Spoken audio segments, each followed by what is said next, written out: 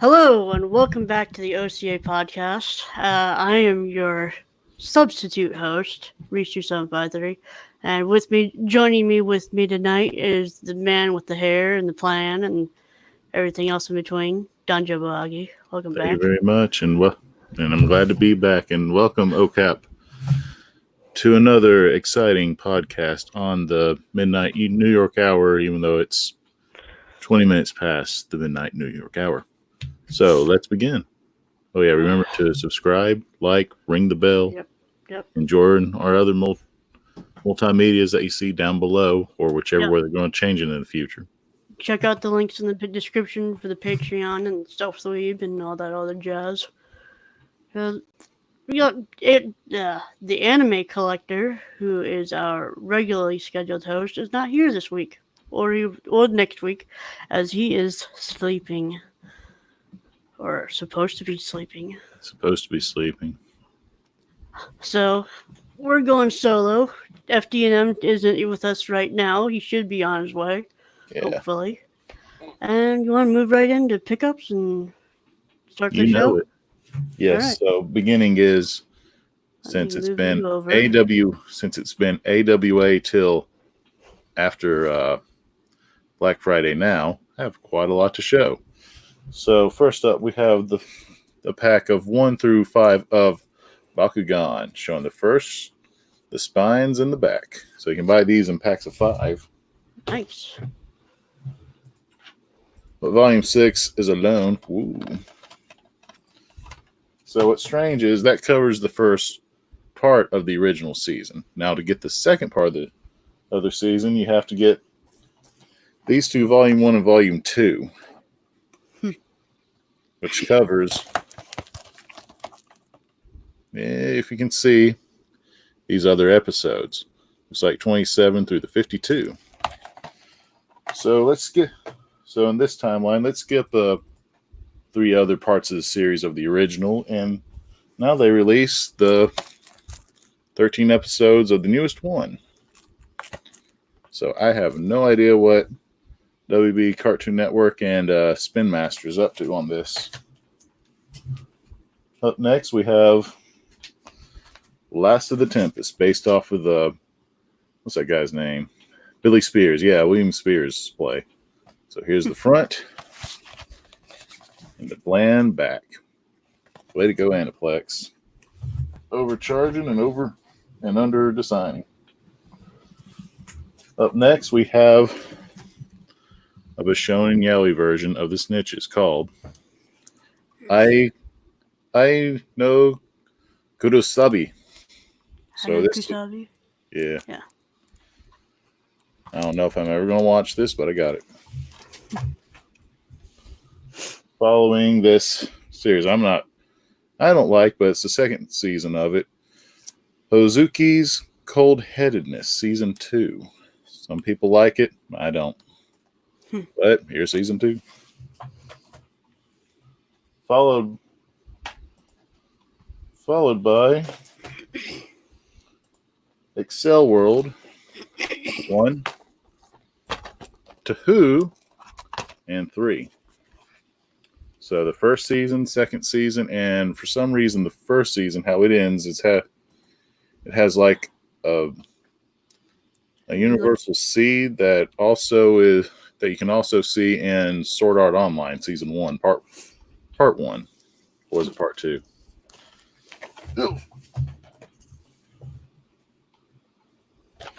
Then finally completing this series until the 2 movies comes out is Sailor Moon Superstars, Season 5, Part 2. What baffles me is I didn't know that Rini was in this season, but maybe she is, maybe she isn't. I need to watch it. Next is Lupin the Third Blood Seal DVD. Nice. I got mine too. Finally, right? Then Lupin the Third Goemon's Bloodshed DVD. Cool. I did the same. Kimono Friends on DVD. Also have it on Blu-ray prior. I did not get that one. Cutie Honey on DVD as well.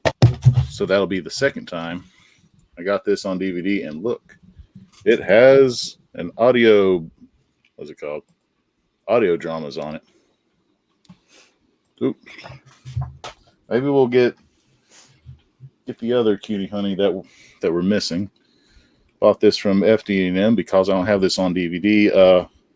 Gen Thomas, Season 1 in the Viridian pack. Ooh, AC does not like these. Neguma? No, not Neguma. How this is packaged. With the paper cover and the two... Oh, looks like it. The two skinnies in it. I was seeing the circular logo and I thought it looked like Neguma for some reason. Yeah. So up next is Mania, Secret of the Green Tentacle. Ooh. Couldn't show you Ray there, sadly.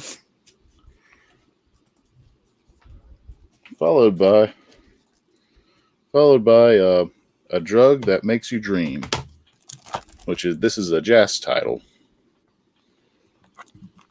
and I believe Mugen has this one character who does all this trippy stuff with her drugs to power her up and bash up the people.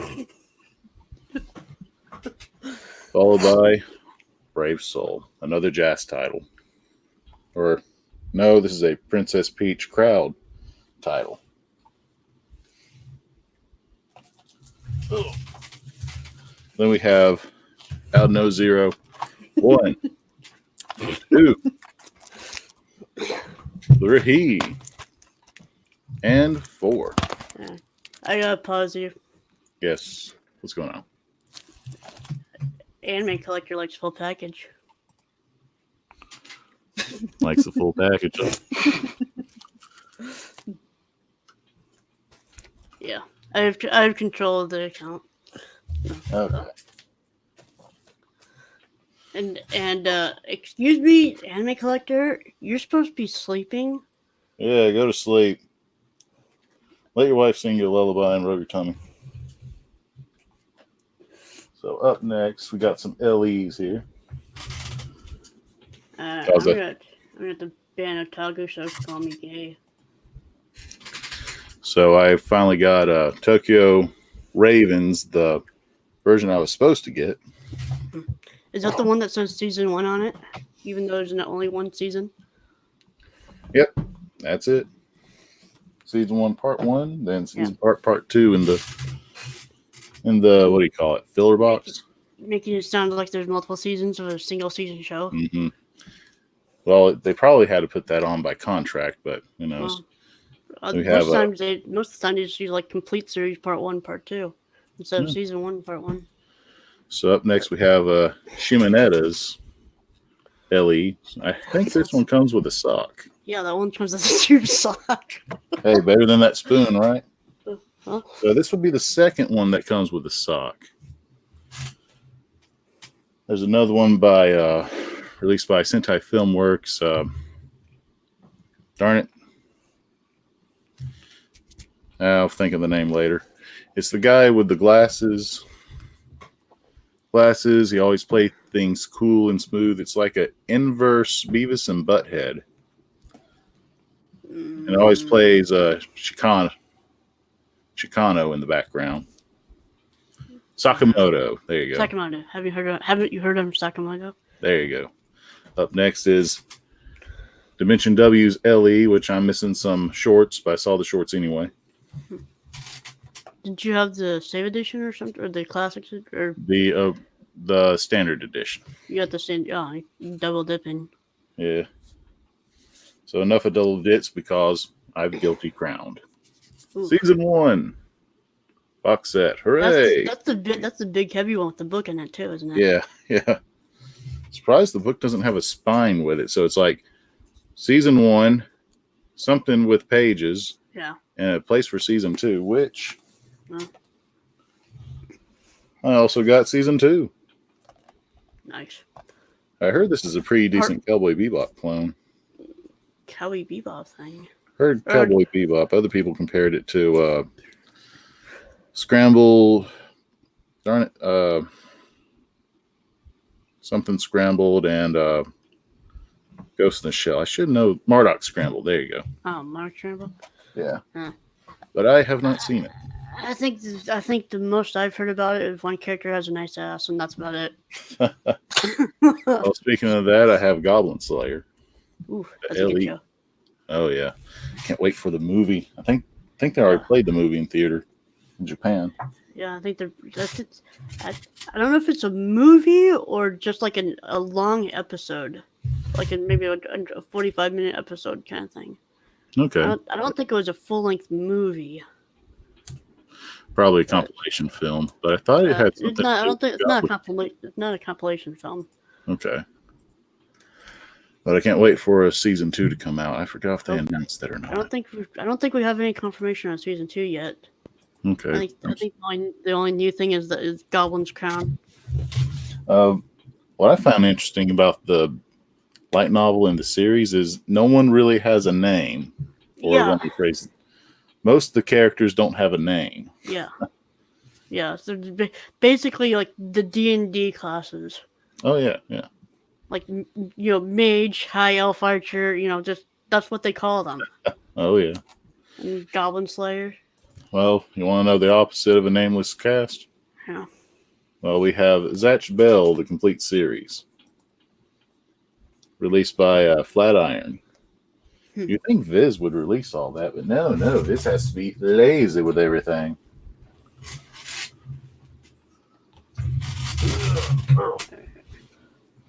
Let's see, let's go this route. So I got this because it has a funky box, and I like these funky boxes. That's Ray Earth, so double dipping here. I like the round. I know AC does not like it. I know FDDNM knows what this is called, but I still think that the rounded boxes just give it like that unique book, hardback book look to it. It looks weird. I'm not a fan of it either. I just think it looks weird.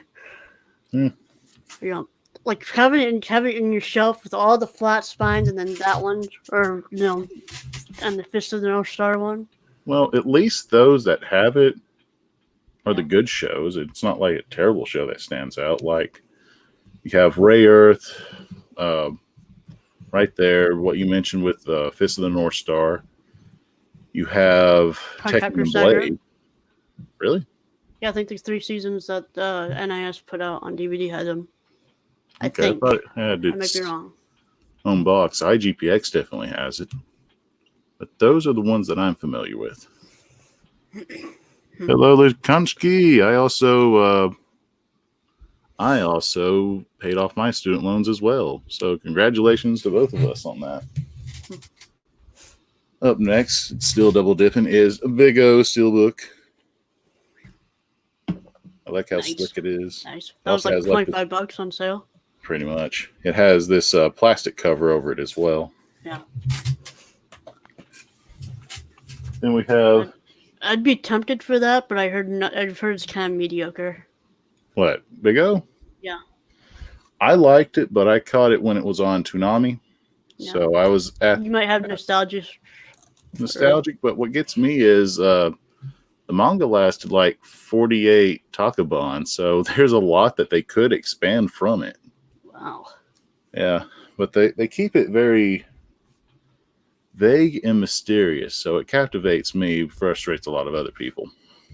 So up next, which you'll see later, is Cutie Honey Universe. Yeah. An actual thin LE from Sentai. Oh, yeah. Just like this Grimoire Zero, which has no spine. Well, the main spine doesn't have the title, but if you flip it to this side, it does. So, judge as you will. All right.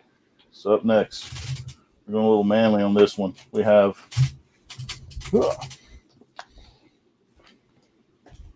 G1 Transformers. The first block. That's a pretty box. Oh, yeah. Yeah, let's put this over here. Then we have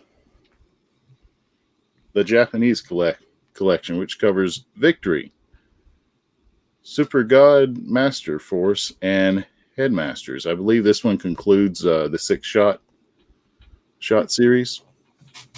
Six Shot essentially replaced. Galvatron was still around to the very last, and I think the final Decepticon that they destroyed was Six Shot. I could be wrong. Please correct me in the comments. Six Shot, why he's in my head is he's the one that killed Ultra Magnus, which I didn't like. So following that is Transformers Armada, Transformers Energon, and Transformers Cybertron, a Transformers series that aired on Toonami before their animated version.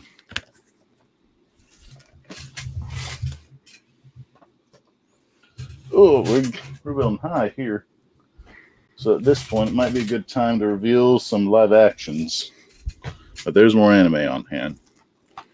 So first one up is Hanayori Dango Final the movie, which this is also a part of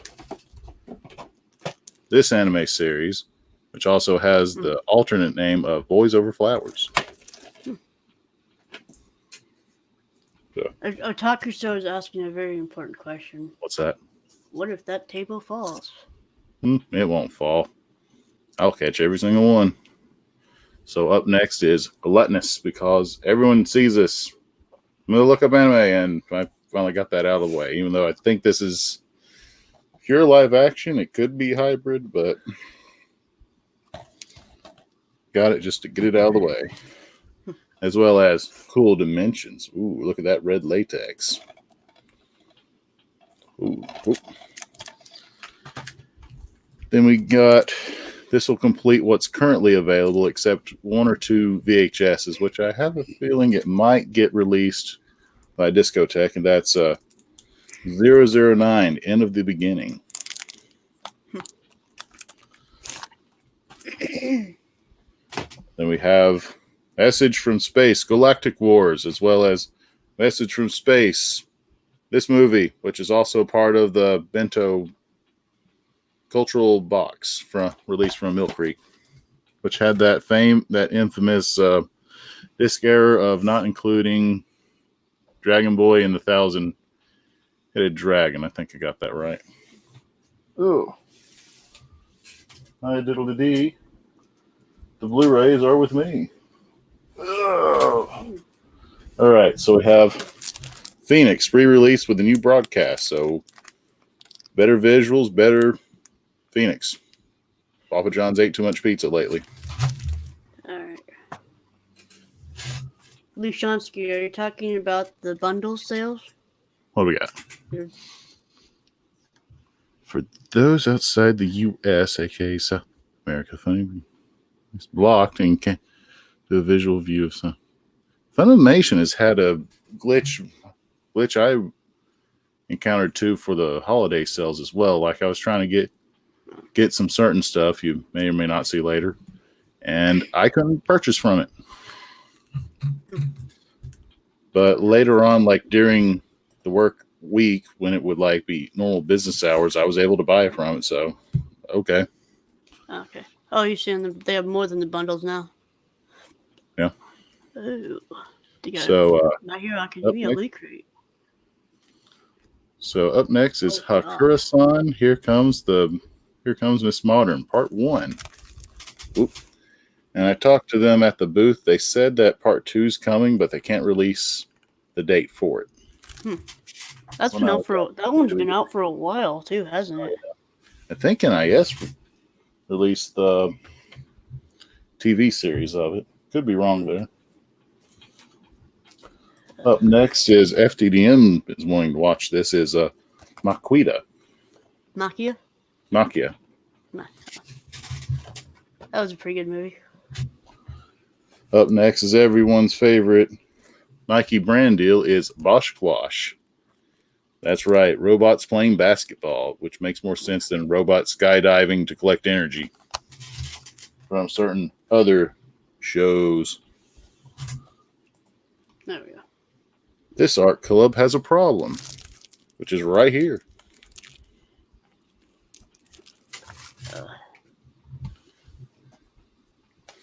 Astra crying.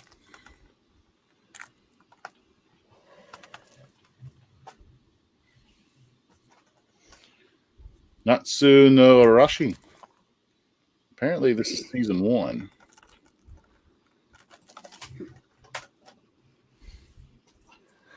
BPS Battle Program RHYS, the complete collection, available from made in Japan. Ooh. Joshiraku with that Setsubo bastard making an appearance in this very dry comedy, but it's a certain type of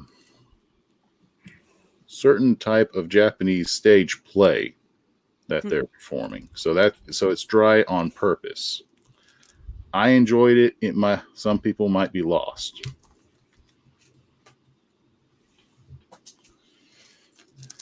This one should have been out a long time ago, and that's Yurimaru Pasteur. I'm just going to say Yurimaru Patisserie? There you go. Pretty cheap for a 63 episode series. 1,575 minutes. Oof. That's a lot of pastry. Also finished Yakitaki Japan last night. Yeah. People who grew up in Mexico and Spanish speakers will love this, even though it's an English speaking release, and that's Vols V5 or Vols 5. Voltas V? Yeah, Voltas 5. Then we have, what do we call this one again? Ayakashi. Double dipped on this one. So Discotech has two series called Ayarashi now. Ooh. Otaku Teacher, the complete series without the slip. I don't think that did come with the slip. Thank you. Oh my God, thank you. They've been phasing that out with their like newer, like combined releases that they previously had. Which makes you wonder. I think they only ever put the slipcovers on like the first initial release that they ever put out now. Yeah. Which makes you wonder what's the point of the slipcover at this point. Yeah, there've been like Kino's Journey, the newer Kino's Journey series. Yeah. That one, some people got it, other people didn't. Like mine, I got it.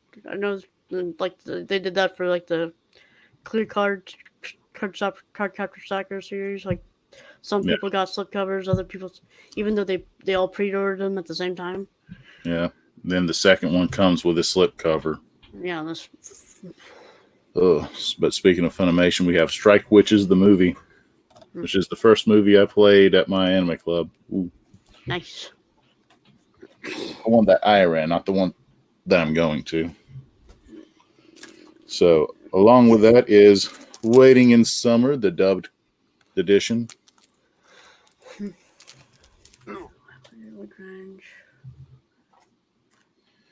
Sangrada Reset. Sagrada Reset. Finally, it's not $45. That's sub only too, isn't it? Let's see. I believe so. Yes, sub only. Cutie Honey Universe Standard Edition. Some nobody wants to know Strike Witches is any good. Yes. If you like Girls in Panzer, you will like Strike Witches. Even though they're not wearing pants, the story is actually more true to those who are veterans that can really relate to the relationships and work tasks that they have to do on a daily basis while in service. So it's really one for the veterans out there, ones in service right now. So there you go. So the opposite of that is Love Stage with the dub. Oh, the single ladies all about that one. Then we have Devil's Line. Ooh, it's a Devil's Line. I heard this one's supposed to be edgy, but I don't know. Looking at the covers, it looks like yaoi bait. Yeah. Edgy yaoi bait for the girls. Oh yeah, girls in the yard. Well, here's something that's not yaoi bait, and that's the first season of Metabots. Woo, nice. Yes. And sadly, they had to put not rated on there, I guess, because of the subtitle company saying that it has very restrictive content, even though the rubber robos don't do anything sexual or anything bad, really, but whatever. Oh, I can't wait for season 2. Don't want to wait for season 3, but I know if we get season 3, we'll get just like with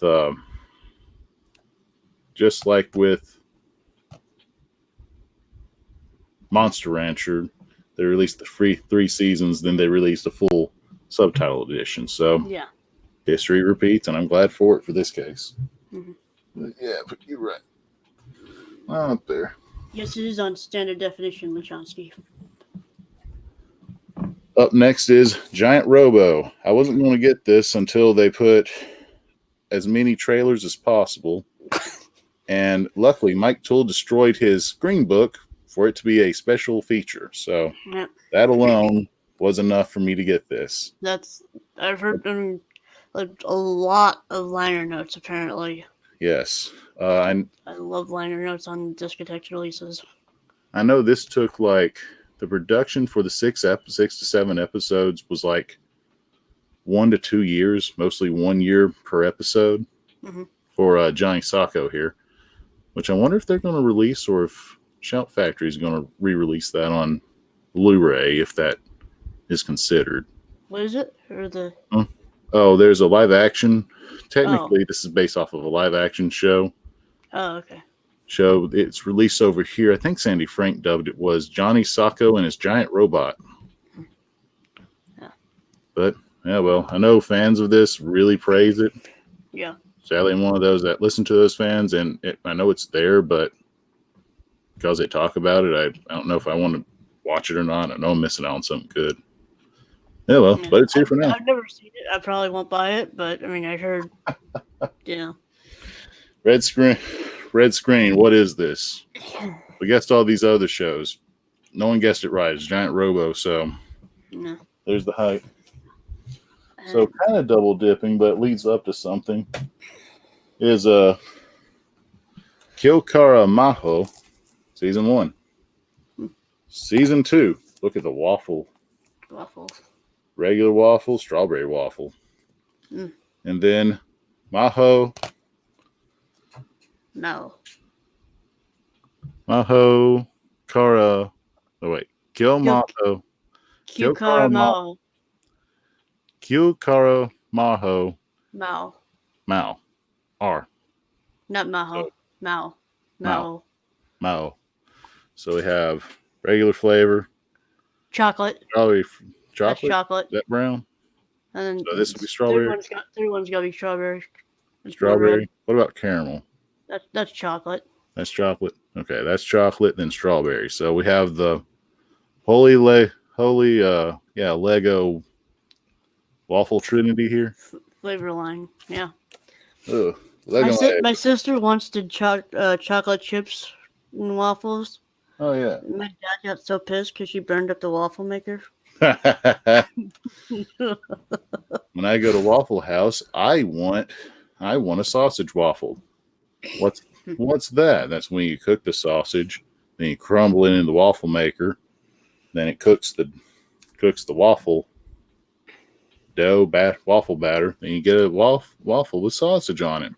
They say no, the grease is bad, but they put other stuff like pecans that produce that same type of grease that they don't want. So whatever.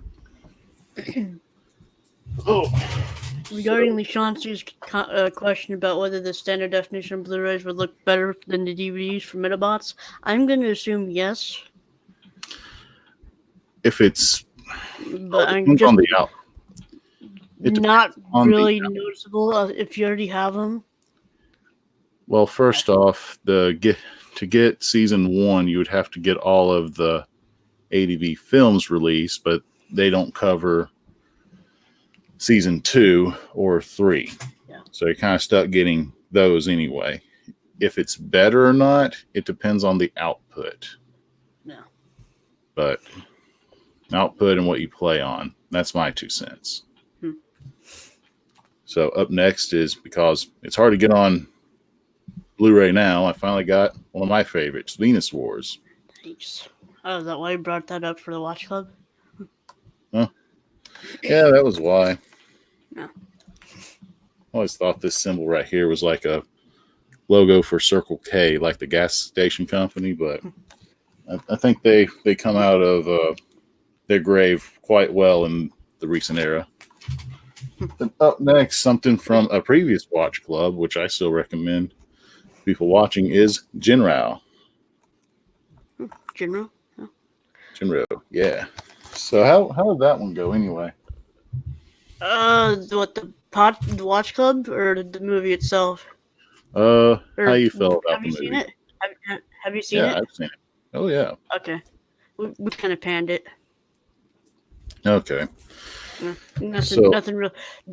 When you get a chance, kind of make a mental note. Open up that and double and check to see if they added the audio back to the ending credits.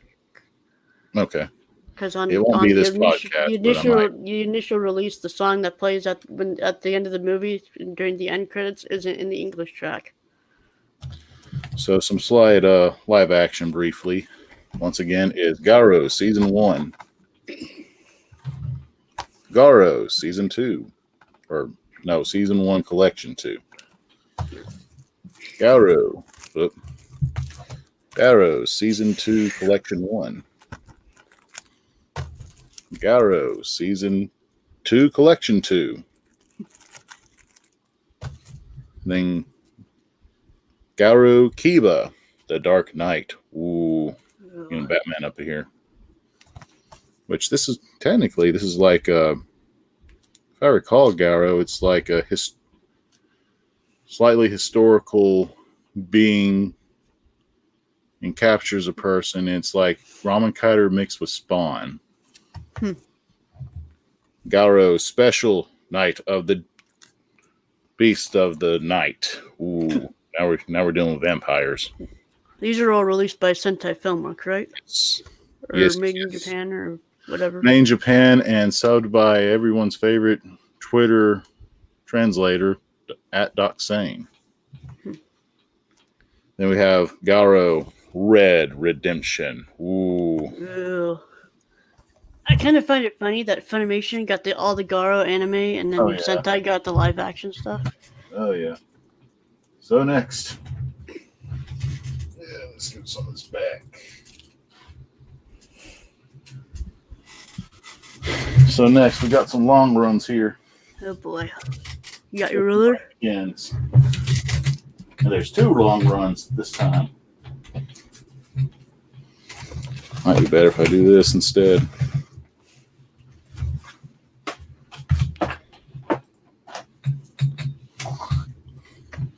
So we got Fairy Tale Collection 1, Collection 2, Collection 3, Collection 4. Did you get the bundle? Yes. Collection 5, Collection 6, Collection 7. No, that's not working. It looks like it would, but it's not. Need a longer arm. Need a longer arm. Collection 7. Collection 8. Collection 9. Collection 10.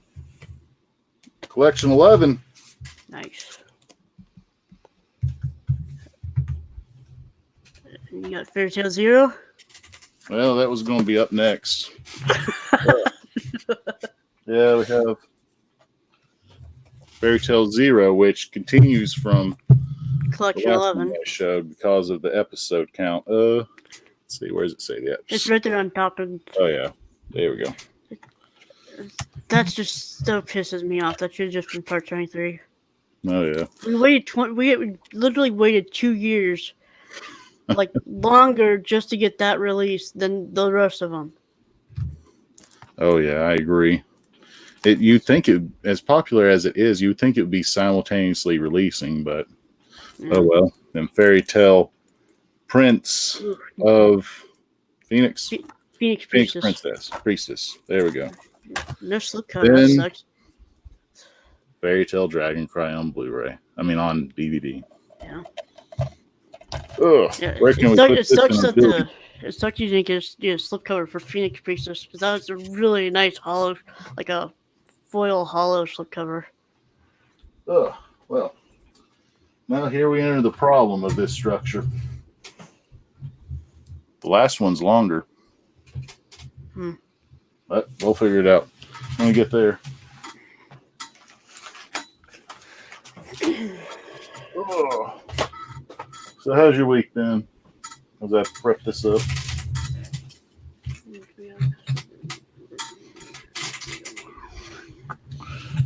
Well, I think it's already spoiled, but the pile is so big, it's reaching the camera. So we got one piece, and another piece, It's upside down. and another piece, and another piece, and another piece, God. and another piece, and another piece, and another piece, and another piece, and another piece, The 16:9 versions are falling off your arm. and another piece, and another piece, and another piece, Jesus. and another piece.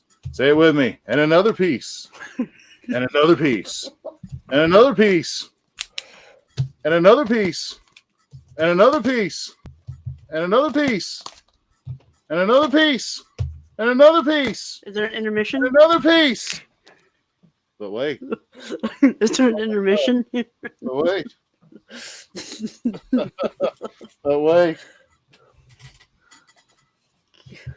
We have another piece, and another piece, and another piece, and another piece, and another piece, and another piece, and another piece, and another piece. But wait.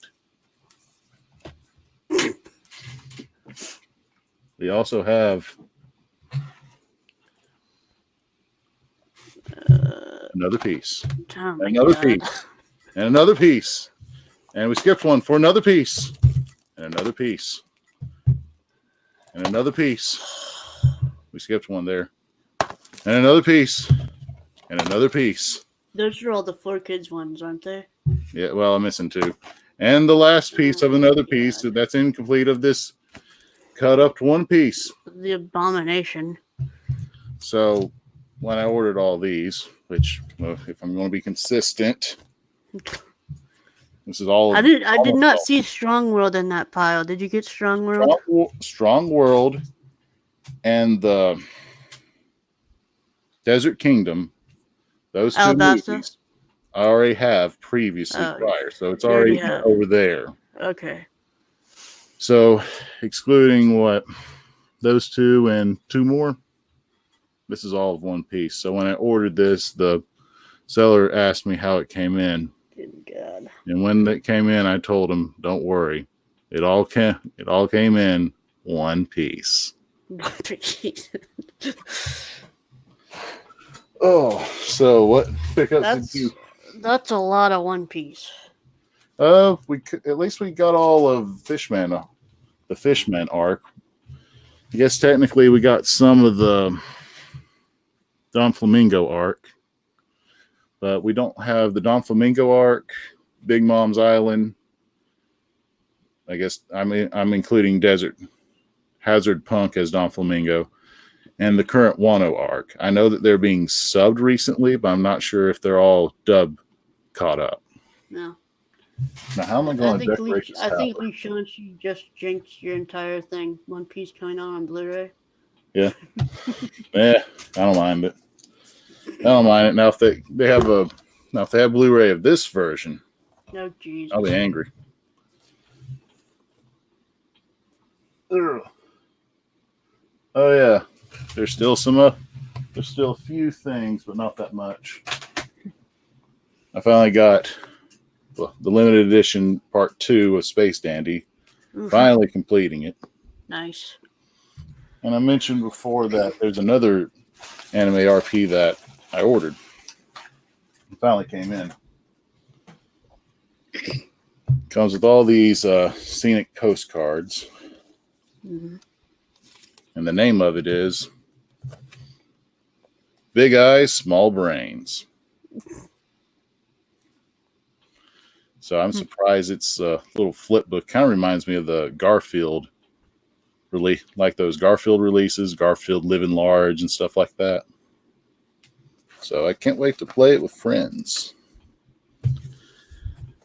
Oh, so like I said, as I prep this new Torinaka tower, what pickups do you have, Reese? 1 second. What Reese pieces do you have to share? Hang on, I can't switch my thing as fast as the anime collector because I don't have a dual screen setup. Well, also keep in mind he's not always as accurate. All right, let's see here. There we go. Here's my pickups. Nope, that's not it. Where am I going? Oh yeah, Giga Frosty. With my tower, eat your heart out. All right, so I got the Blue Exorcist, complete Blu-ray box set for first series, and the movie on Blu-ray. Both of those were part of the RHYS Black Friday sale. The Blue Exorcist box was originally $160, but it was on sale for $80, so that's pretty cool. And then hold on, crap, nope, back up. Get out of here. Whatever. And then the movie was on sale for $25. You can't buy the movie anymore, which I was rather happy that I lucked out on that. And then I also got my DVD copy for the Bloodseal: The Eternal Mermaid, which I put into a 2-disc Blu-ray case to make a combo pack. And then I also got the Wolf and Parchment Novel 4, No Game No Life Novel 9, and then My Hero Academia Volume 22. That's it for my pickups. Whoa. So, no. Oh yeah. I'm still okay. If you want to start, sorry, I cut you off. Before we start, if you can turn over to my area. Okay, bring it over to you. Yeah, so there you are. The tower's complete. Another, I guess, Christmas tradition. Another Nakatomi 2.0. Yep, with Space Dandy at the top. Nice. Ooh. That is pretty. Oh yeah. You gotta showcase it with your hands, like a showgirl. Yeah, so that AC can get a screen cap. All right. You want to start going through articles now? Oh yeah. Yeah. Let's see. All right, let me switch back over. All right, so Dragon Ball Fighter Z has Johnny Young Bosch replacing Vic Mignogna. Now I wonder with his performance, I haven't checked it out yet. Do we have young Bosch or middle-aged young Bosch when he started smoking cigarettes, or do we have reformed young Bosch when he gives this performance? Wow. Because I'm having a hard time imagining him voicing Broly, especially after that Trigun scene where he's like snapping his fingers and dancing into the bar, then also getting caught himself. No. All right. That's that. Kyoto Animation arson suspect's body had 90% burns.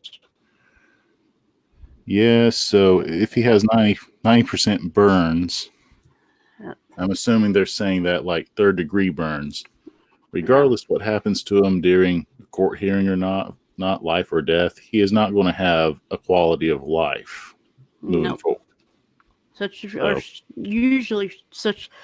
severe burns are usually fatal. Survivors typically find themselves living with extreme scarring and permanent disabilities. Yep. Police are still waiting for suspects to make more progress in recovery before they question him. Before they even question him. Okay. Lupin the Third Goemon, Captain Harlock, voice actor Makio Inoue passes away. He voiced Goemon prominently in Part 2 and 3, and up until the last job in 2010. and Daisuke Namikawa took over. So I believe the original one, who voiced Goemon in Green Jacket, passed away 4 years ago. Ooh. So Okay.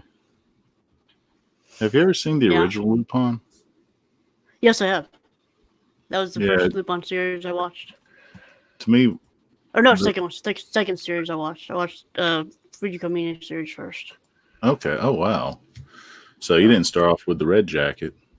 With the Green Jacket, it kind of felt like they were trying to experiment and figure out how to convert the manga into the anime with some episodes.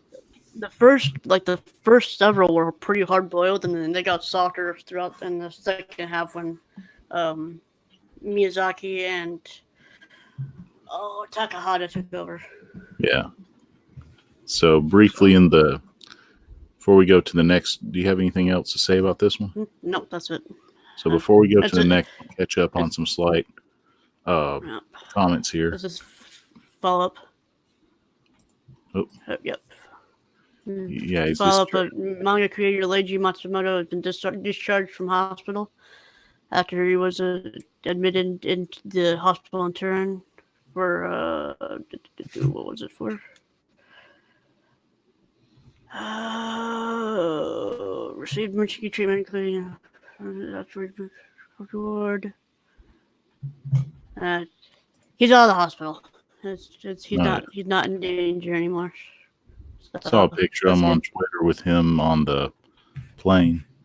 So briefly from the chat, we got a super chat from Greenline 7443 commenting that he hates the fact that Fairy Tail volumes 1 through 23 was and 0 1 through 23 was DVD size and 0 was the Blu-ray size case and other piece. Then some nobody commented regarding their arsonist. Are they going to try to let him off and not go to prison for humanitarian reasons? They are what? Commenting on better now. Then below that, there's a not asterisk.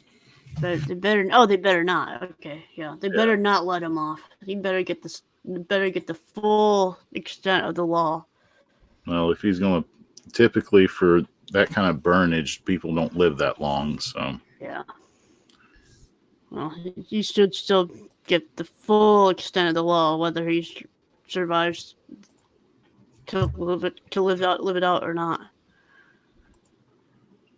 Crunchyroll becomes a majority owner of Viz Media Europe Group. Now, this is the Europe branch, not the American one. Right. So what does the guts of this one say? I've seen the article heading. I did not exactly read this one.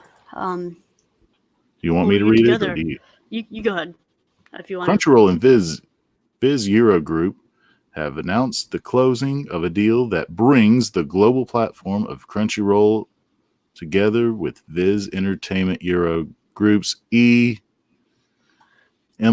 network of partners, distributors, licensors. With the transaction complete, Crunchyroll is officially the majority owner of Viz Media Euro Group and will now have offices in San Francisco, Los Angeles. Why would you have offices that close?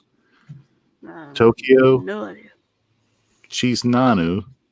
I don't know if I pronounced that right. Chisinau, Paris, Berlin, and Lausanne. Lausanne. It's like La Susan. So, I guess they got a majority shareholder now. Yeah. So does that mean that Viz will be not lazy anymore with hard releases? So continuing Viz. I don't think it's going to really affect American Viz so much. Okay. All right. So Viz, one of Europe's most established anime licensors and distributors, encompasses Viz Media Euro, Viz Media Switzerland, AV Vision, and Kaze Manga Anime On Demand, and the Anime Digital Network in partnership with Citel a subsidiary of Media Participations. So together, Crunchyroll and Viz Media Euro are also announcing the appointment of John Esm in a new role of head Crunchyroll Emma. Esm will steer the expansion of Crunchyroll's international efforts, including overseeing Viz Media Euro Group, managing new and existing content, distributing deals, exploring and expanding international events and activations, and discovering new opportunities for growth. Crunchyroll General Manager Joanna Waage called this an important moment in Crunchyroll's history, indicative of our commitment to growing the global anime and manga communities. On topic with John Esm's new role, Waage added, as we move into this new chapter, we can think of no person better suited to guide our strategies and team in Emma than John Esm, who brings more than 25 years of experience growing anime and manga industries internationally, and with those served in leadership positions previously at Viz Media Euro and Viz Media USA. Continuing, as part of this transition, Mr. Kazuyoshi Takeguchi, president of Viz Media Euro, is stepping down from the role and will continue to support Viz Media Euro Group as an advisor. By the way, Mr. Takeguchi there, if this is the same person who started Viz, before he started Viz, he was one of those Japanese mountaineer people, one of those what we would call a hippie. He lived up in the mountains for quite some time, then approached Shogaku Khan, approached them to try to conduct business in the States. And luckily this hippie was able to do this just by a simple presentation. So continuing with the last paragraph, Shogaku Khan and Shueisha Group will retain a majority stake in Viz Media Euro Group and will retain the complete ownership of Viz Media's Euro's publishing licensing business through a transfer of VME-PLB-SAS, a new company created by Shogaku Khan and Shueisha Group. VME-PLB-SAS will continue to introduce and license manga for the EMEA and Latin American regions. Mr. Kazuyoshi Takeuchi is appointed as president, and Mr. Kazuyuki Masuda is appointed as managing director. So basically, Shueisha is not taking a majority. They're kind of stepping down. And for those who don't know, Shueisha is basically the publisher of Shonen Jump. And that's basically where Viz originally came from. Kind of, I guess. I mean, that's... All right. So with this happening, I don't think we have enough info to know what's going to happen with the manga distribution. I don't think anything's really changing much. More likely, it sounds like they own us, but we're going to still be the same. Yeah. All right. Next up, we have Kickstarter and crowdfunding news. Planetarian OVA smashes its crowdfunding goal in 2 days. So, you got anything you want to comment about that? Or 53 more days left as of that's December 2nd. So, 48 days left. Okay. So. I know Funimation released two movies of this series, but I'm not familiar with anything else of it. I'm not either. Here we are. Yeah. 37 million out of a 30 million goal right now. Yeah. Yeah. All right, so that's that. Chitose City gathering funds through Furusato Noze for Joshin-chan anime. I think you wanted to talk about this one. Yes, so we covered a bit of this before. Last year they showed they aired season 1 of this, which you can watch through your normal means. Then also last year, around the December to January timeframe, they promised that if they sold a certain amount of manga, I forgot this particular detail, either they're going to make an OVA or a second season of this. This part continues it, so. Oh, FDDNM's here. Hang on. Oh. FDDNM. Hi, FDDNM. Sorry I didn't see you there. We can see your neck. I was only here for like 2 seconds. Oh, okay, that's good. And You just backstaged me again. Yes, you were here for 2 seconds. By the way, I Oh, don't think there's any new right stuff yeah, pre-orders for the week. New right stuff And other if there than, was, you it's all severely need to hide adult because there's literally an entire page of that's it. the only thing that's new is the adult stuff. And they all come Okay. out next week. Also, I don't know how symmetrical my hair is. I had hat hair. So we continue where we were at. You got something about Mary hair. About what? Something about Mary hair. You got jizz hair. Jizz hair? Looks like you got. No, I was wearing a hat and it got really stiff. It's just particularly shiny and clumped in the back. Yeah, because I need to put water on it so it would stop going. Yeah. Anyway, onward with the show. You don't have to focus on me. We can go back to back to the very non-explicit. How long is this one? Is it worth? If it's more than 5 paragraphs. We got second season of the animation. Okay. Did you have anything else you want to talk about this? More episodes, more good. More episodes, more good, but I'm kind of surprised it needs more funding. I'm a little lost why that's needed. Yeah. All right, moving on. Moving on. All right, Mangaka, A Sketch in Life in Tokyo. Kickstarter. This is about a documentary about mangaka in Japan. It doesn't look like it's going to get funded, but it did have a physical release in the stretch goals if you wanted to get it or try to support it. But like I was saying, 19 days ago, only 71 backers, and it's got quite a ways to get there. Yeah. At least it doesn't look like it's going to make it. All right, moving on. No con news. So did we just finish pickups? Would you like to do pickups?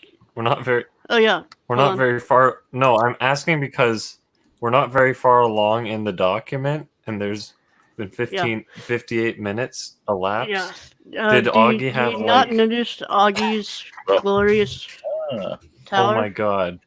That's a lot of One Piece. The return of his tree. Yeah, yes. we got what is that stuff 2.0. at the bottom right? It looks like 2 copies of Tokyo Ravens. Right here. At the very bottom on the right. Yeah. That is Tokyo Raven, and that is Shimonetta. Yeah. Okay, so there's the same colors, I guess. But yeah, I do have some pickups, so we can do that. Good. God, my hair's sticking out right now. But hey, it's the lighting on the nose that's all part of the getting program. me. You got something about me here, dude. Okay, let's start off things swinging. Actually, that's not very true, but we got the upgrade for Kino's Journey on SD, so they're the same height, on the spines. Okay, so actually getting the Essentials version with that would look better in a way.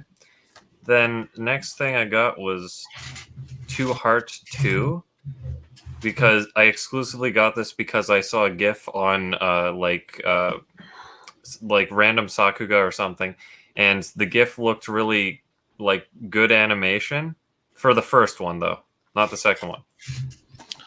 So I decided, hey, I'll get the second one. And if the first one ever gets a Blu-ray or a re-release, I'll grab that.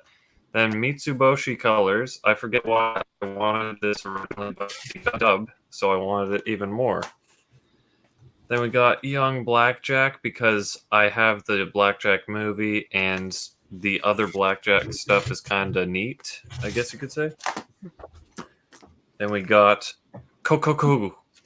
Kokoku? Kokoku. I think I got it right the first time. Kokoku? This looks... I Kokoku. think I made an accurate guess of this being the same art or character designer as Kite or whatever. I kind of like that style. The opening is a banger. The opening's a banger. The opening is an absolute banger. A bloody sausage. That's great for people who actually watch those. And then we got Waiting in the Summer with Dub, which I'm glad I waited for it to get dropped in price. And I didn't, buy the original like I did with Snafu and Camphor. So I don't have to buy it because I initially bought it. And I get to experience it first time dubbed. Then we got Goldenar Upgrade, and holy crap, the 5.1 is like ridiculously effective. I only watched I skimmed half an episode, the first episode, and it was like, okay, it's like 12 o'clock. It cannot be like this magnitude of 5.1 cannot be withstood. Then we got Hidamari Sketch, the ridiculous 52 episodes on 9-disc collection, which is like a notebook. And the end label is this puny little Hidamari Sketch going this way. I mean, it could be worse. It could have no end label at all. Yeah. And then I got this art club has a problem. I kind of liked the, just the idea of an art club slice of life or whatever. It's also a rom-com though, so that'll make it more interesting because I like rom-coms. Which, speaking of rom-coms, this one's about a girl who is basically a stalker to this guy. Like, she takes pictures and crap on and is a total creep, which is kind of funny. It's half-length episodes, but you get twice the amount of episodes, so it's basically a 12-episode series. Were you going to say something? Shorts. What was that? Shorty's gotten shorts. I'm joking there, but I think Reese slightly chuckled at the concept, but I do not know. I'm not Reese. I like the one double episode I watched so far. And then there's Elfin Lied, the NSFW edition. No. I have one major complaint about this release. What is that? So That was nice. So you see right here, it comes with a little booklet. Yeah. So you get the off-centered end label, or you get the good-looking end label that has a overlap on it. See how the shine cuts off at this point? That's because there's an overlap. I'm using this side in the collection, but it's like pick your poison. Or you can just take it out and use the steelbook on its own, but why would you have the slipcase then? Which, yeah, kind of defeats the purpose, which the big O is a bigger offender of this because it has a thicker booklet, but at the same time, it feels much more substantial to have this spine of the big O. It feels like a collector's edition. And, it looks nice, and unlike Elfin Lied, it has a side that doesn't have an overlap, so it's completely good. And I've never seen this, and I haven't bought the original, so that's an efficient buy. Which, by the way, when I say it's nice and substantial looking, it's like slightly thicker than Devil's Line, which is my next pickup. And this looks like, I don't know what it's about, but from flipping through the booklet, it looks like it's he gets his powers from raping this girl. That's my guess. I've never seen it. Oh, and by the way, Devil's Line comes with a soundtrack. Elfin Lied comes with the soundtrack, and it comes with like 3 versions of Lilium, which is like the most important track. Nice. And then we have Cutie Honey Universe, which I've never gotten Cutie Honey ever, except for that one manga volume I think I have. And that means you gotten Cutie Honey. So yeah, it's nice. What is that? And that means you gotten Cutie Honey. Continue. Well, I mean, anime-wise. So here's a nice place to start with a dubbed Blu-ray HD premium edition or limited edition, because they list it as premium edition and crap on RHYS stuff, and it always says limited edition on the box. And for the infamous Shrink Wrap Apocalypse Girls Last Tour. I don't know if you guys saw on the Discord, but look at that shrink wrap job, Sentai. Ooh, It's like so sexy. it's like you took saran wrap and just kind of threw a blow dryer on it and thought, hey, that's good enough. I like the dimensions of it. It's got a nice thick waistline, and it has a storyboards booklet. And my brother reassembled this in the incorrect order, but whatever. And that's my pickups, unless you want me to show you each individual magic card I got recently. No, God, no. Yeah, that's what I thought. No. As I lay dying.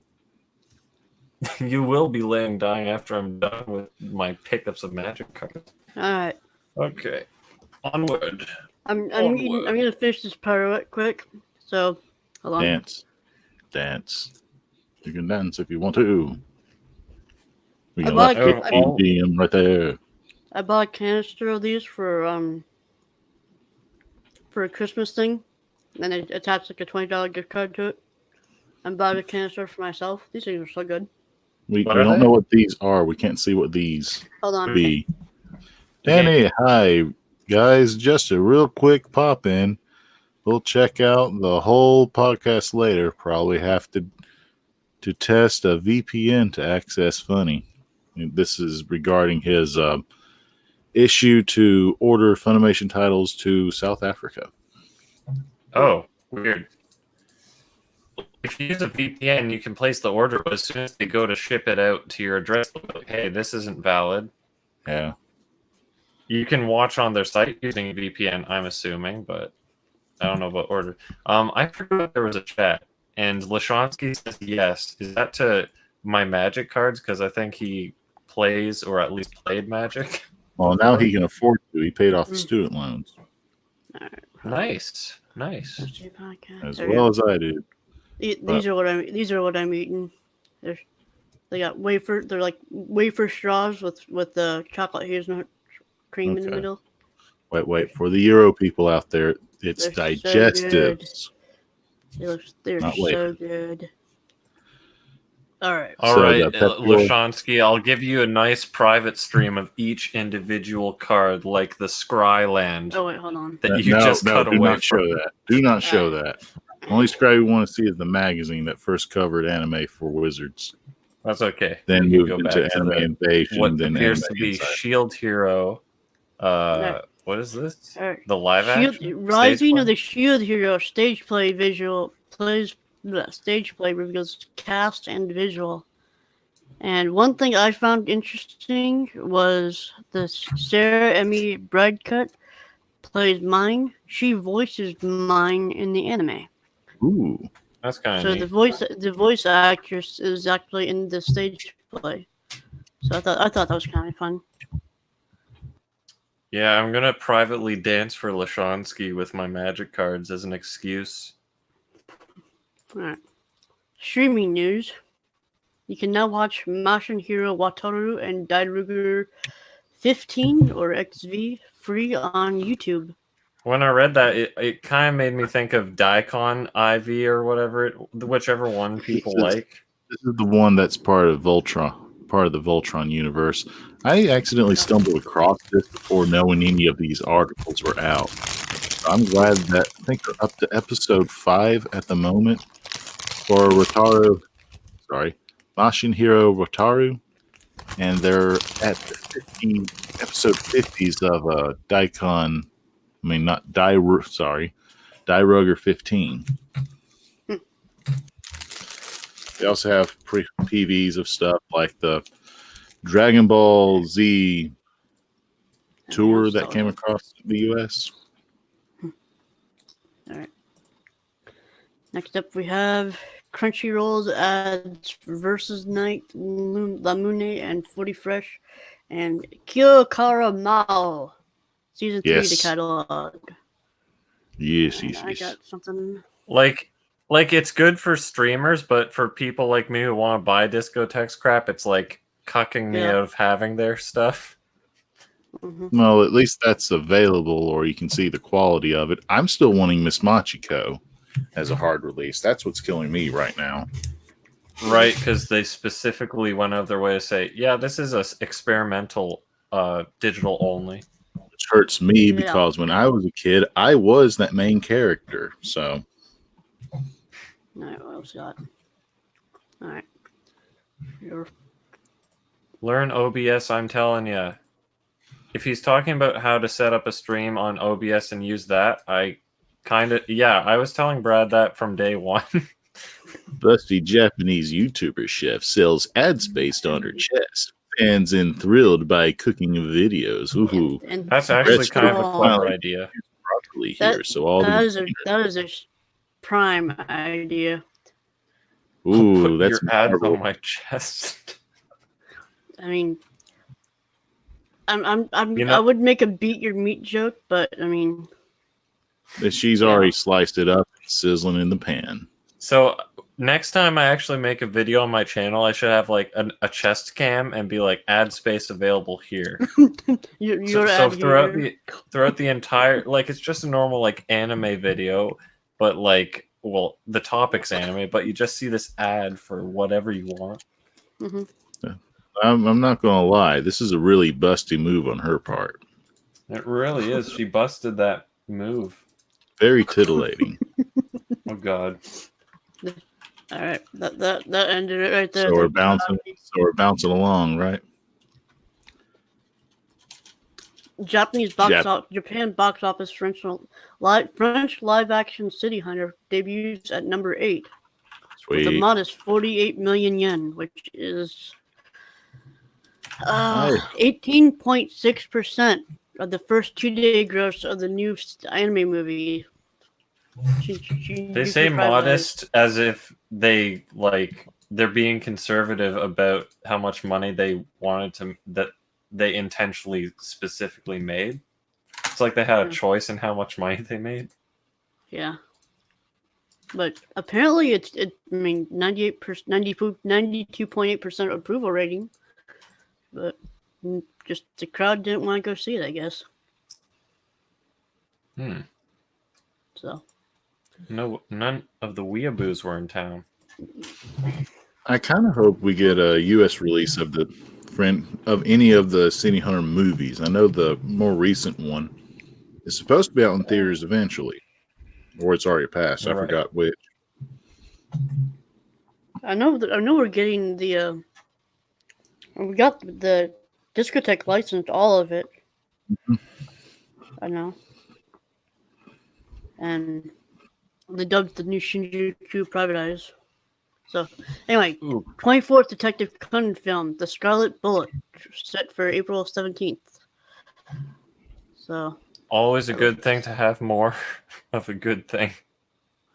You'd figured with the main character always encountering these crimes, they would start to pin all the crimes on him, since he is always there at that exact moment when something happens. Maybe I haven't watched the show at all.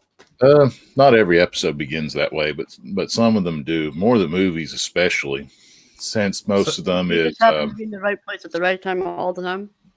Yeah, well, most of the movies is escape from the hazard, kind of like Die Hard, or on.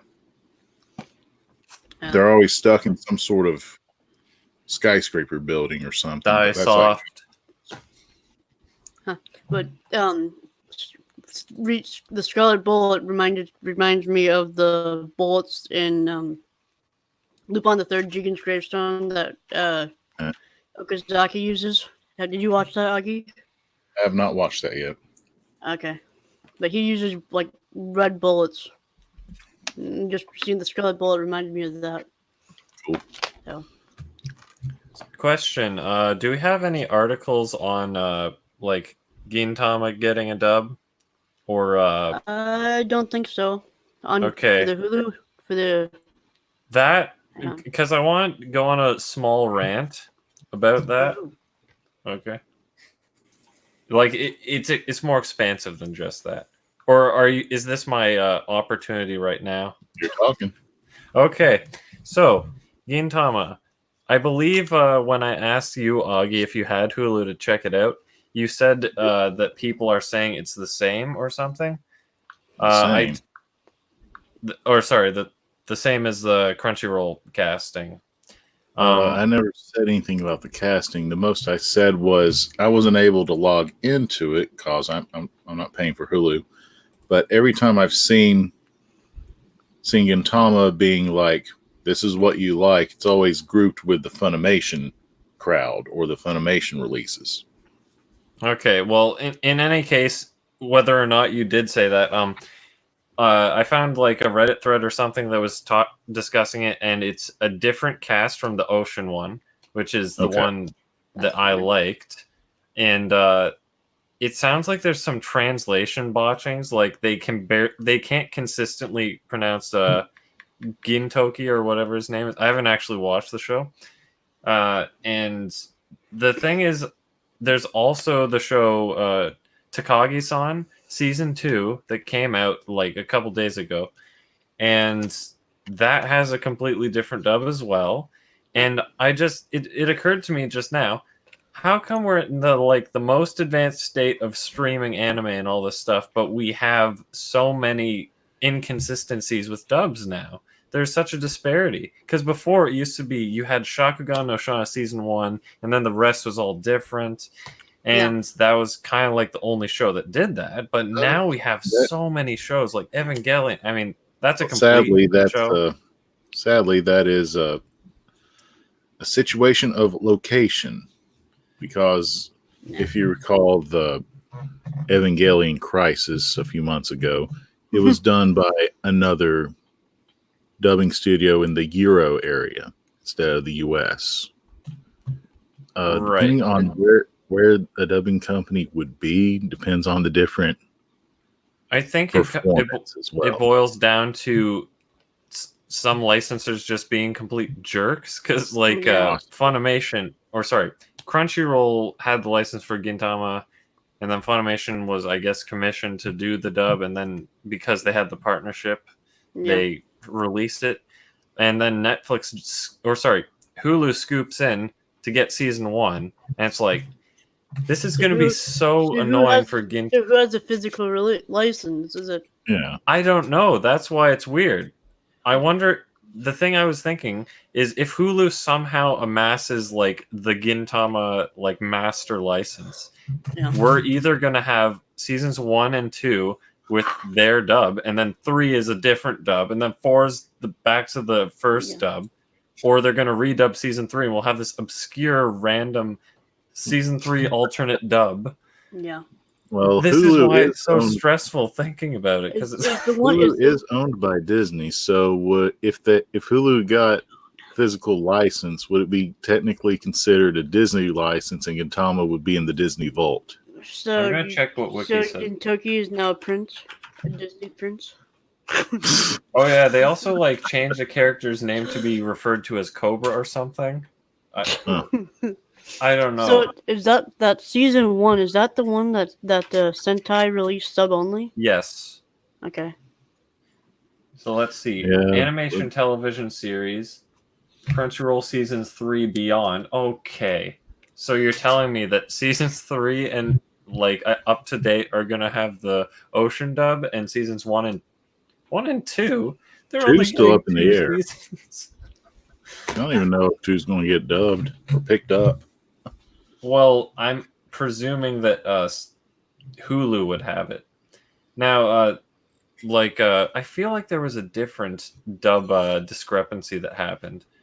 But, like, at least with Evangelion, that was, like, the entire show. It's not like, oh, I have to watch part of it this way and the other part that way. But, yeah. Right. Because Takagi-san, I started watching, I'm like, whoa, guy sounds, like, completely different. And... like, I could watch it, and I was thinking I'm probably going to get used to it, but I don't know. It's hard to, like... It's so jarring going from one to the other. Right, it's, like, hard to...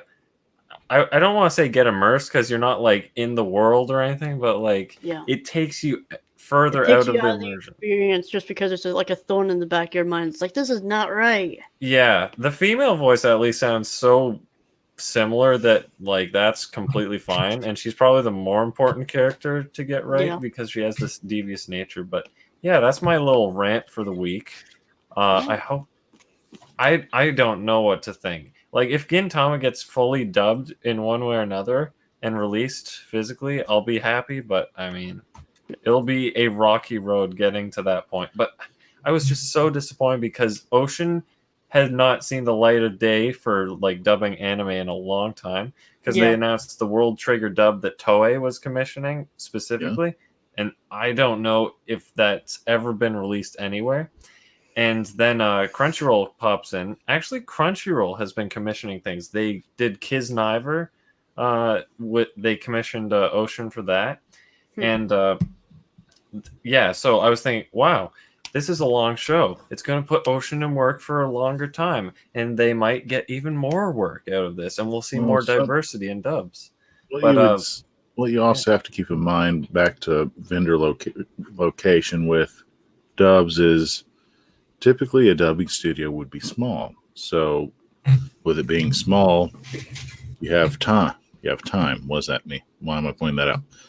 The time that they have is the amount that they can have in a studio. With that, they can accept as many jobs as possible, but they have to manage their job queue with their time queue. Yeah. Now, the other thing was, oh god, it was on the tip of my mind. It was Marshmallow Creek. It had to do with Ocean Group again. Oh yeah, the other thing is, I have a feeling maybe Netflix could have they could have approached Funimation for consistency. Actually, I guess they wouldn't have to go to Funimation. They could have just gone straight to Ocean. But theoretically, they could have been like, "Hey, Funimation, can we commission you to make a dub the rest of Gintama?" And they were probably like, "Okay, but you'll have to give us the streaming rights as well." And they probably said, "Well, screw that. We're going to Bang Zoom." And yeah, that's what happened. Well, theoretically. Because the original reason they stopped using Ocean to dub anime is because the Canadian dollar was so inconsistent that they're like, yeah, we're going to lose money if we do that. Yeah. So it's a miracle we got the Black Lagoon Roberto's Blood Trail. Yeah. That was great. I'm glad that they came back for that. Yeah. But yeah, the thing is, since like at least 2014, I'd say the Canadian dollar's been just like, you guys have 30 cents on our dollar consistently. We've been at like 70 cents to your dollar for so long. I don't know why you guys aren't taking us up on more dubbing jobs, because you're like getting more value of it. But anyway, unless you guys have anything else to say, I'm done with my rant. All right. Rub it up, dub. Let's go on with the grub. All right. Let's get back to the article. Okay. Comedy manga Kakushigoto hits Japanese TV in April 2020, and this is the one. This is the one about the manga artist trying to hide his profession from his daughter. We were talking about this series a while back. No, typically not have a wife. Typically, mangaka shows trying to go into the anime industry itself are usually a safe watch to go to. It looks cute, I guess. I mean, yeah, just based on that. Girls gear up as giant monsters in Godzilla vs. Symphogear event. I hope this gets a OAV and not stuck in Selfo land. I guess Symphogear is a pretty popular thing among the chat. My best friend is like obsessed with the show, and I'm just staying here like, I don't care about idols and not that much about magical girls either. Think of it as idols. Think of it as magical girls. Magical girl, but they sing. I'm current with this. I'm sort of current with the series right now. I enjoy thought that it had its final season, so you finished it. No, I'm not sure if he can pull out another season or not. I haven't been keeping up with the My creator. friend who once again is obsessed with the show told me it was the final season. Absolute Zero. Okay, so we got some names in Japanese, like Absolute Zero with the cross in it. Mhm. And then King Infinite Atomic Breath. That sounds fun. More All right, like anyway. Atomic Breast. Alright. boy. Haikyuu to the Top TV anime scores a double hit with season 4 dated and a new preview. So main thing to take off of this, I guess, is that season 4 is going to be a split core series. So one half of it starting in January, the other half starting in July. I mean, people like the show, or the series as a whole, so it's good to see there's more. I guess confirm the obvious. Yep. I'm wondering. I forgot if Haikyuu is a shonen series or not. Yeah. Godzilla and Kamen Rider face off in a new Case Closed special, kind of. So, there's a new 4-part special titled Detective Conan Kaiju Gamera vs. Kamen Yaiba will feature appearances from some familiar-looking TV and movie stars. The story follows up on the events of the series' 2017 film The Crimson Love Letter, which the Nichiro TV station was bombed. Conan and his friends are invited to a rebuilt facility for an advanced screening of Gamera vs. Kamen Yaiba, starring a Godzilla Gamera hybrid and a familiar tokusatsu hero. But it's not going long before another threat arises. So, I guess cool for fans of all the genres. Now it says it's a 4-part special, so is that going to air weekly, or is it going to be like back to back in one night? Sadly, I think we're going for this episode of Scooby-Doo. It's going to be they're in the audience and have to solve the stuff behind the scenes instead of it being like the Scooby-Doo movies and you actually see them interact with Don Knotts, the Barney Fife character, Addams Family, or Batman. Hold on. Alright. Smartphone RPG Shachibato gets an anime adaptation in 2020. Sweet. Hopefully it's not too smartphone-ish. A smartphone game getting an anime? Yeah, smartphone adaptation is pretty popular. There's been quite a bit of Chinese smartphone anime adaptations lately. Or the past 3 years, there's at least been 1 or 2 that pop up per year. Anything else you want to talk about it, or move on? Looks pretty. Final Urka 7 film gets delayed to 2020. We haven't even gotten the second one. We haven't gotten the second one. That looks like End Evangelion. I just want it to end. First film opened in September 2017. This is the second one. Oh, it is? What? So there's only 2 parts? Yep. Cool. There's 3. For some reason, I feel like when they make a movie series, it's like minimum 3-part. Yeah, I think there's only going to be 3. 3? I thought 3. This was the second one, and they just said that the second one came out back in 2018, November last year. So I'm not on crack. So it might be legal in Canada. We don't know. The third and final one will be delayed until 2021. So, yeah, that's that. Okay, so there's 3. All right. Toro Takaguchi. Goro Taniguchi. I love his directing. He's really good. Yana Toboso team up for original anime skate leading stars, which is, I don't know if it's figure skating or ice skating, or I guess it would be the same thing, ice skating. So you mean normal skating? Yeah, normal skate, whatever. In Canada? Yeah. I mean, you don't say the normal, it's a silent normal. Yeah. So we got ice skating with character designs that look reminiscent of Black Butler.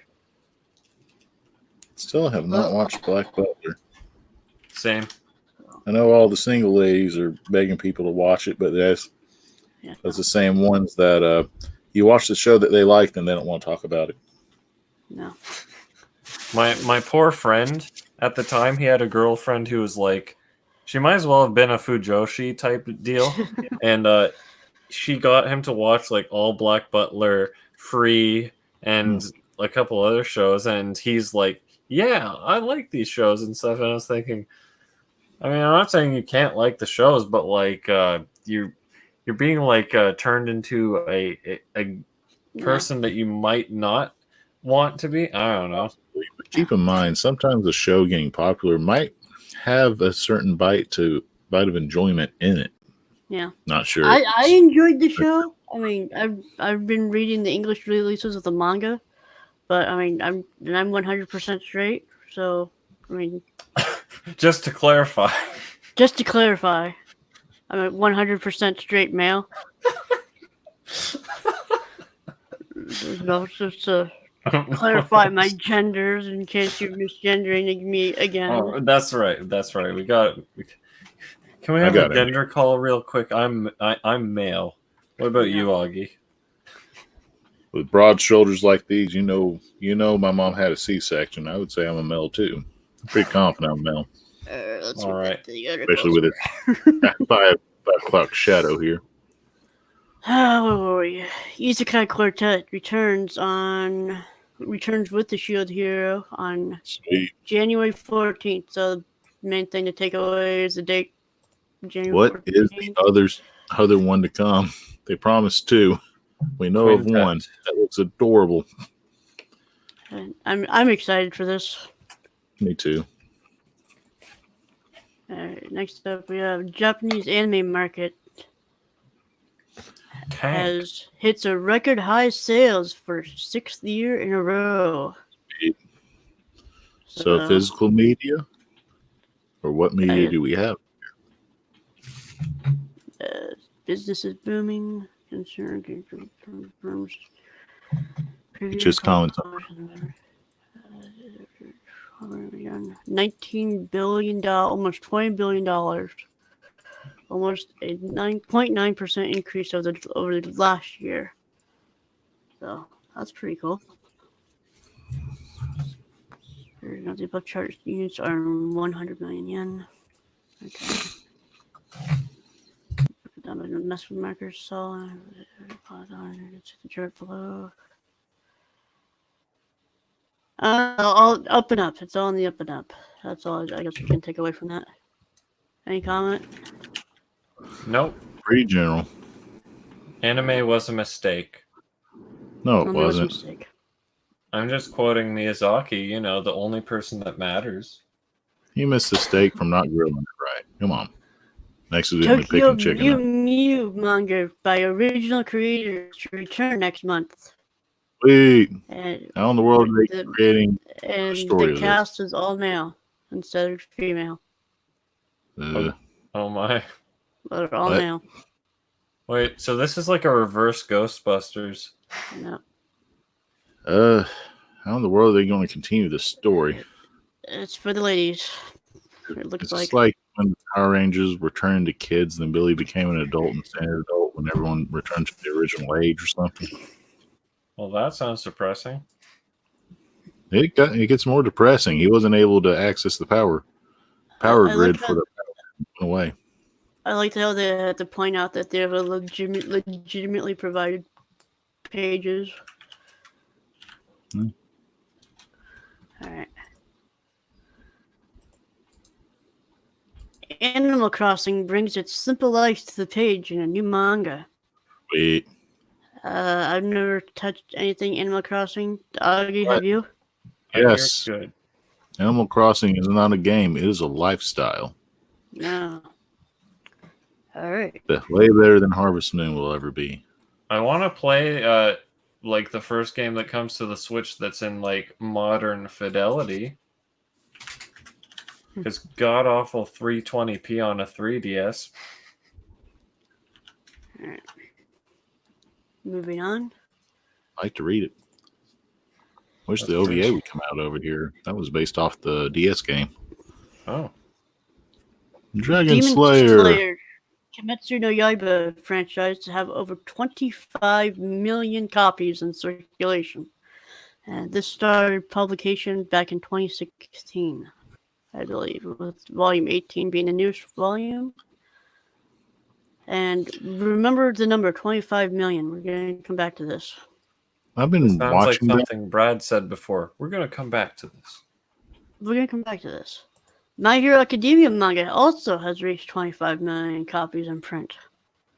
So where's One So- Piece in this regard? And that's at like volume That's 24 cheating, Augie. or 25.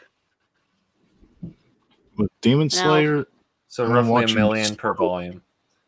I'm wondering when No. it'll catch, when the pace will catch up. Because I'm like at episode 7, and it seems like early Naruto pace so far. That was actually When did good they get it? pacing, or was it? There's- No. It wasn't. No, It's not a flashback hell, but it's not fast as it could be.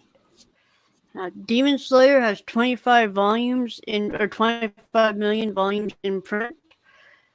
Just this last year, they sold 12 million of those.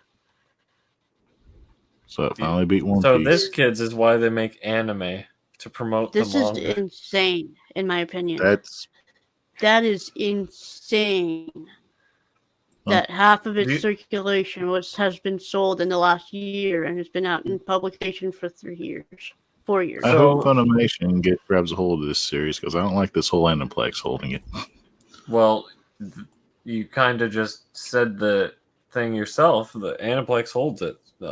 Yeah, Aniplex has it. But Aniplex, freaking yeah. what is it? So do you think it's on the merit of the story or whatever, the manga itself, or because Ufotable is pretty? I forgot about Ufotable animating this one. Maybe that's why I'm having a pace issue with the show. I don't think inherently the studios are always a factor when it comes to pacing. I mean, I know you say with White Fox. White Fox, I don't know what I'm going to get anymore. Used to, they start off producing very, very slow-paced shows, and now they're producing some pretty fast-paced ones. So, I don't know anymore. Alright. Moving on. Moving right along. Iridori Sunrise Comics is launches cool. Iridori Aqua label for non-erotic doujinshi localization. So Hooray! Fan mags are Doujinshi is just fan made. Hello? We get legal doujinshi. Oh but wait, it's this is not- English? Yes. Yeah. Okay. So the each will cost $4 to $7, basically. So I don't So- get doujinshi. If it's like an original idea that's an amateur Yeah, comic, it's- why wouldn't it it's just be a normal manga? Yeah. Licensors don't want to But pick it up. The key thing being it's not erotic, so it's not worth anything anyway. You don't get the full scale, huh? So, I mean, what do we got? Oh, we got synopsis of some of them. All right, moving on. Hello, Richard Omega. Hello, Richard Omega. Who's Omega? Am I missing? This Gaia RPG returns in the Japanese market. Hold on. Hold on. Lushansky asked for that was physical or digital copies. Was that for Digital. no, it's digital? Demon Slayer? Let me see for a second. Confirmed times for launch and available pre-order Amazon. Click that link. Ebooks. Yep. Digital. Amazon Kindle. Alright. Disgaea RPG returns. Whoop, whoop. After months of maintenance, smartphone title, this Gaia RPG has finally returned to the Google and Apple App Stores. Alright. Nippon Ichi Software shareholders may be placed to hear that the Pleased. title is once again available throughout Western. Fans may be disappointed to find out that the game is currently region locked to Japan. That sucks. Disgaea RPG, I which is guess we closer can drop to this news. I guess we can drop this article. Disgaea RPG, which is considered a traditional turn-based JRPG than the tactical role-playing experience of the other Disgaea games. Reese, are you Suffered from suggesting difficult that launch and was taken down after servers were overloaded by filthy gaijin. Nipponichi software stock prices plummeted not long afterwards. Fans were told in April that 3 months of repairs were needed. However, it has taken 8 months for the game to return to stores. I remember, now that you read this, I remember talking about this in the podcast. Oh, yeah. Yeah, I thought you meant this was like a new RPG coming out, not the Nope, horribly dysfunctional other one. Okay. Alright. Resident Evil 3 remake icons discovered on PSN. I mean, it's kind of inevitable, but I cannot. Okay, I was about to say I can't wait till they remake like all up to current or whatever it is, so we have like the full thing. But why does Jill look so? Like someone pointed this out, Jill looks different in every iteration. Could they not like stay consistent? I liked her Resident Evil 5 design. Didn't Resident Evil 5 have someone punch a rock in lava? Yeah, that's the final boss, the Rock. No. No. But hey, Nemesis is back. Nemesis? PlayStation wins the best-selling home video game console brand Guinness World Record. So apparently PlayStation is popular. Yeah, because they didn't have a disastrous console launch this generation. So, They always have to kill their previous console.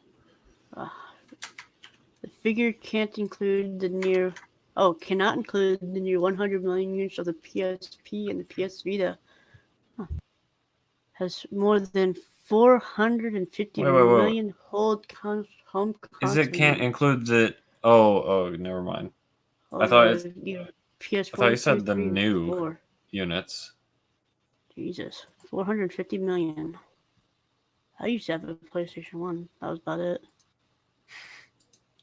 They want PC PlayStation Master Race. 4 finally outsells the original PlayStation. So That does not. Have now sold over 102.8 million units, putting it ahead of the original PlayStation in terms of lifetime sales. PSX was released on December 1994 in Japan, although Western audiences had to wait until 1995. PlayStation 1 was the planned CD add-on for the Super Nintendo. Huh. Really? I did not know that. Yep. After Sony and Nintendo parted ways, Sony turned the add-on into a console of its own. I think that it was there's some very rare units which are the the Nintendo PlayStation. No, that prototype unit that some people are trying to program games for. I guess. Huh. That's neat. Pachi slot maker Kita Denchi allegedly filters Chrono Trigger logo. We have Wheel of Fortune, and we have Chrono Trigger. A fortune. That's, yep. I copy my homework, but make sure it's slightly different. So, Augie, you got anything to say about that? I'm just wondering what the intro to this would be. Will it be like the clock, then the grand gesture of orchestra music, or is it like the Pat Sajak theme, or what exactly? The trigger, I kind of expect something like high pace, fast, and rapid action kind of tone, but I'm not sure what they're trying to sell here. I'll be honest, this looks kind of. I do admit this looks pretty neat. I mean, the wheel thing. I do think that. I like the I do admit that looks contrast pretty neat. with Cool concept. the dark and the pink. Or So sorry, if you pronounce it with a C, would it be Creel of Fortune, like the Louisiana version of the Pat Sajak game, or Wheel of Fortune? yeah? Yeah. And Blu-ray.com apparently has a lot of good things to say about the Space Adventure Cobra 4K Blu-ray. Hold up. So, perhaps the most vivid and stimulated use of HDR to date, regardless of the medium. So props to Justin Savakis for being super competent. Yeah. Whoops, I forgot to. It's almost like there's an industry that cares about quality. Hold up, guys, I forgot two items. Oh, you forgot something? Yes, so Nutcracker Fantasy on Blu-ray, which includes the different tracks for this show. Best anime. And Cobra on 4K. Oh, I want that. But the thing is, the shipping is negligible on Amazon.com. And like on Right Stuff, I don't have enough things that I want to buy. Why not eBay? I don't think they're on eBay. I actually looked. Did you check? Okay. Hey. So, what's the next article, FDNM? I don't know because I don't have the dock. I don't know. All right. I don't have control. Ooh. Let's get back to okay. G-Kids announces Studio Ghibli Film Library to be available across digital purchase services. Cool. Doesn't affect me though. I think we did cover this before, but we got a date for December 17th for the availability. And here's the list of all the movies that you'll be able to buy. I think they were saying that these are $20 a piece for the digital version. And if I'm not mistaken, you can buy them on Blu-ray on RHYS for like $16 right now. Okay. I'd rather have the physical copies anyway. You can slap your friends with them. I got that expensive Ghibli collection for a reason. There's no way I'm digitaling. Yeah, $17. You can buy the Blu-ray DVD combo packs for these. So, for less, you can have a physical copy and that you can play forever instead of having them tied to some digital service that might disappear. Expire. And you can rip. Yeah. And if you decide to, you can possibly rip them for your own enjoyment, unless if it's the Disney one, which you can still rip, but you have to go across the other stuff. What's wrong with the Disney one? Sometimes if you play it on your laptop, you have to download a certain DRM to be able to play it. If not, it'll go through this whole, you have to install this to ensure that you're playing this. Then why not just play it? Damn you, Lassinger. I had kind of an issue like that like a couple weeks ago when I got the new Fate Stay Night movie on Blu-ray. I was going to watch it on my laptop. I was like, if you can't play this, you have to update the Power DVD. Oh, yeah. I was like, updating is different. I was like, I never realized that I had to update the damn thing. That actually mildly makes sense because they have like AACS keys or whatever. Each Blu-ray has them to like read them. So as the very new Blu-rays on the market that come out might need new keys for it to read it. So like an update is different from you have to go out of your way to install this new software to like DRM you together or whatever. I don't know. The update is inconvenient, but I mean, it could be worse. It could be worse.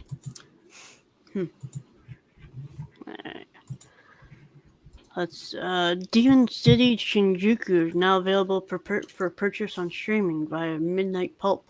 Sweet. I'm waiting for a Blu-ray box over here. Yeah, I think we got I enjoyed watching that. To me, it kind of reminds me of another version of Men in Black. Alright. Before Men in Black. So I'm not even gonna bother going to right stuff because I can't remember if I have adult turned off because the only new thing in there is the adult stuff. Nothing but nudie booty. Nothing worth noting from right stuff, unfortunately. What are you talking about? Exclusively noteworthy things to talk about, but we can't talk about them. Isn't that right? And it all comes out next week too. Sweet. That is ridiculously short notice. Yeah. It's all adult source media. Yeah, Nino Potters recreate the Pot of Greed from the Yu-Gi-Oh! Duel Monsters. Oh, it's that big? I double want it now. I want it too. A little thing. Too. I just hate that you have to paint it though. Oh, you do? That's yeah, you have beautiful. to paint this. Oh yes. That is absolutely beautiful. So I wonder if Jar of Greed will come out. Wait, how much did it say up there? 110,000 yen? I don't know. Can you buy it? Or yeah, prices. 105 $105. Buy it. I will buy that shit.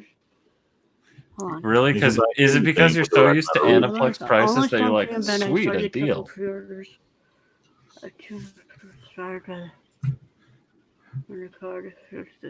Ceramic product printed full color, mass produced by the famous Powder District. Oh, so that means that they paint it. You don't have to paint it. Cool. Oh, That's even better. I mean, that shouldn't be part of the equation if you ask me. International shipping available. Holy shit. Oh shit.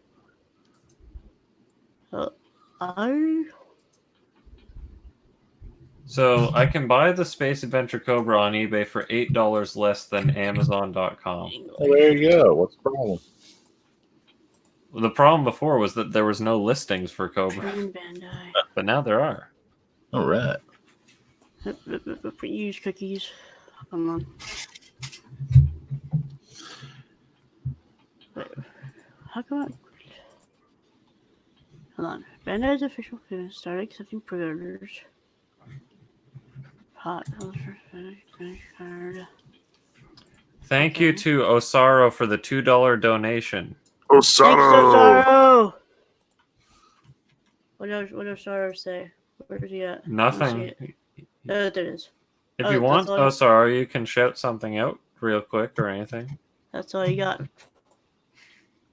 You want us to say $2. Thanks, Osaro. Alright, hold on, we gotta... Oh, you gotta buy that Mobile Suit Gundam Zeta hat. That's criminal not to get that. I'm just gonna get back out of here. I guess I'm gonna get arrested then. I'm gonna look into that later. How can Kirby be sitting on pancakes would be for and that. taste the butter? That doesn't make sense. He would eat all the pancake. Alright. Find rare treasures and loop on the first lottery. Uh-oh. So, we got a lottery. It's only available in Japan, unfortunately. I can't gamble all my money away? Damn. Yeah. You get the first prize is a Bresson diary notebook with a watermark of Lupin's famous sign-off. Which is kind of neat, which is this thing here. That's kind of neat.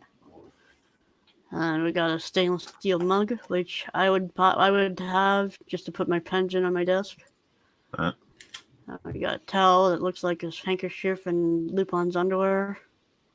And we've got the decals. And then memo pads. Alright. You'd think half of this stuff wouldn't be limited. They would either have a pop-up store or sell it at the darn it, I forgot who released this again. But sell it at one of the animation studios fan stores. TMS. There you go. TMS? Okay. TMS. Alright. Cool. What I'm curious about going back to this 4K is if you watch the hype trailer that Discotech released on their Disco Day, they in November, they had a trailer for a 4K release of Castle of Cagliostro.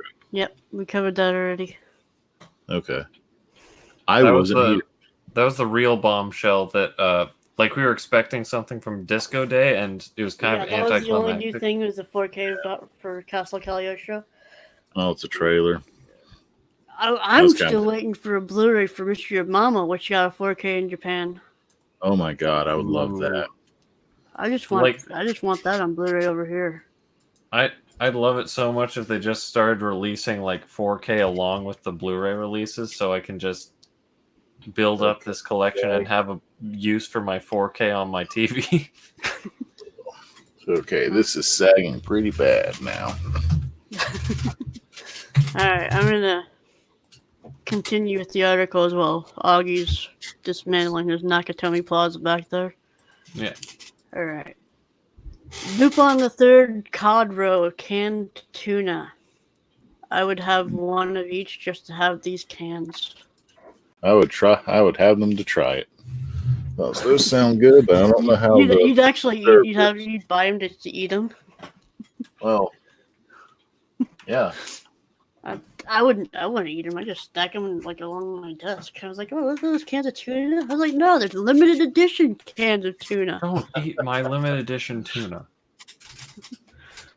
So that's pretty cool.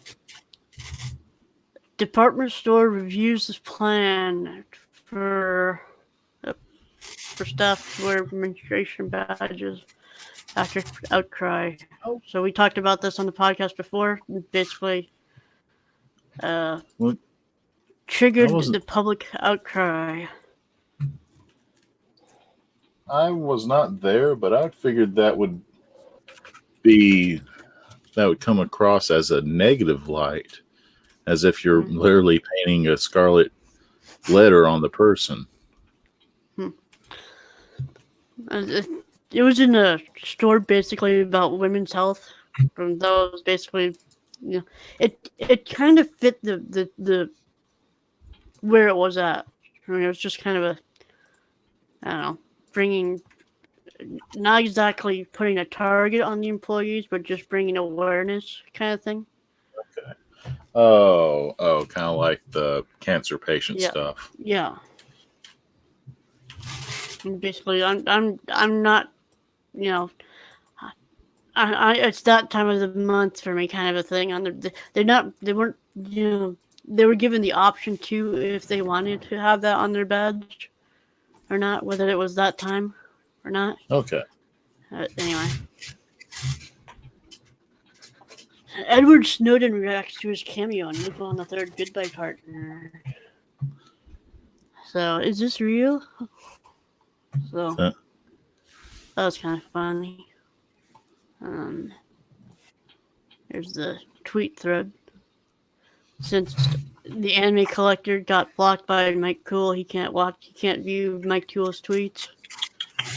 Always too much on politics. You only do that on a personal account, not your business account. So, I almost accidentally got into it with Justin Savakis today, but I clarified at the time that it wasn't the releases that he worked on. It was a release prior. What started it was he mentioned Remy was a failed attempt because of its on-demand release, which there's still some biases there, and it was on Hulu for a time. When it was on Hulu for a time, this was back in 2009. This was before he got the masters for the Karate Master. Back in 2009, they had Galaxy Express 3-9, Captain Harlock, the original TV show, and Karate Master, also Don Dracula. I could have sworn I saw Remy at the time on there. It could have been much later, much earlier. I'm not sure. I didn't look for Remy. But watching those four, I remember especially Harlock and Galaxy 3-9 and Karate Master not being the greatest of releases, especially 9 and Harlock, because the film grain was Yeah, very disgusting. Luckily, Discotech got it, cleaned it up, and it looks. I can confirm with Harlock and Karate Master, they look amazing. Amazing, especially Harlock. I can't. They shipped So you Galaxy mean Express you 39. potentially insulted his releases he worked on? I didn't.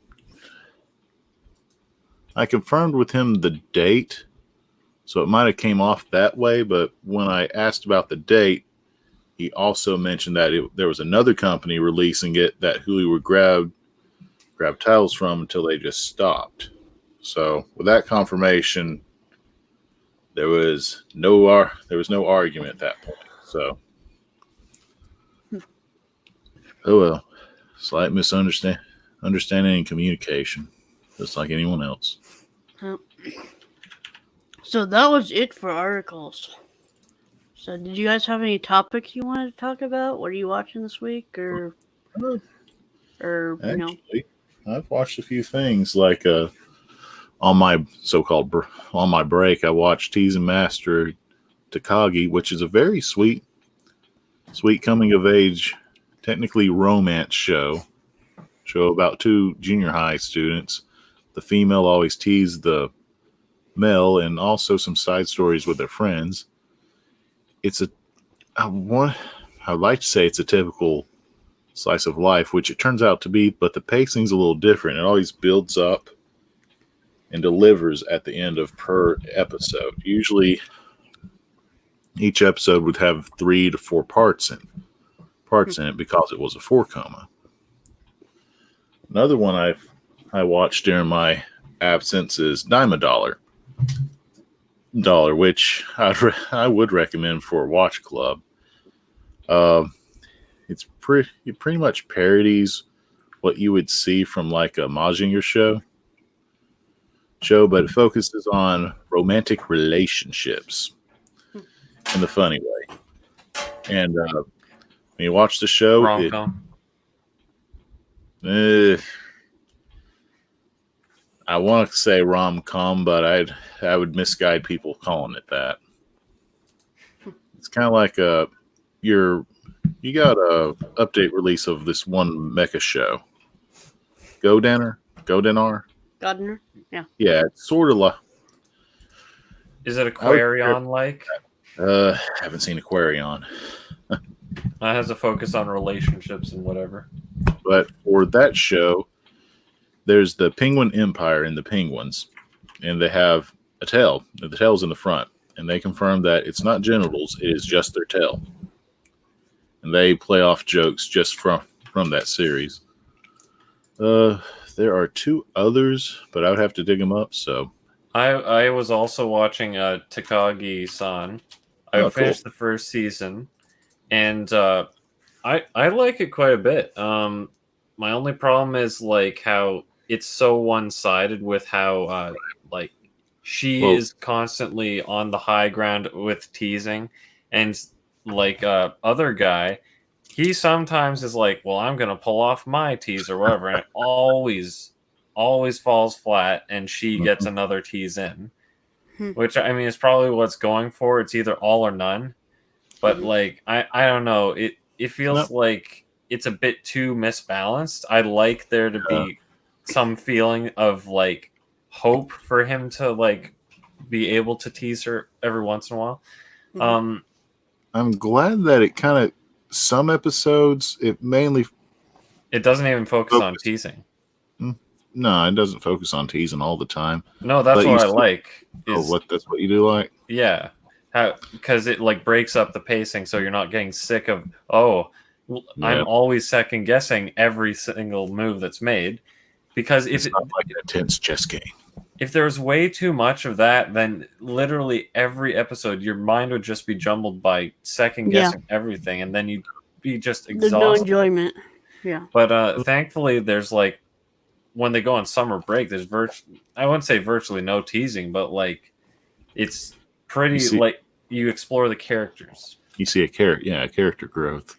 Mm-hmm. I'm glad that for that show it narrates more of what he's thinking, because unfortunately Unfortunately, he has the mindset of someone who's like insanely, how do I put it? Like a mix between self-conscious and like self-doubt, because there's so many situations where he could have instantly responded, but he like takes 7 hours to think over whatever, and then she's like, "What? Are you not going to answer me or whatever?" Or something like that, and that adds further layers of pressure and stuff. It's like, good that's God. kind of typical for the age, though. And then he like overthinks, like he'll overthink it.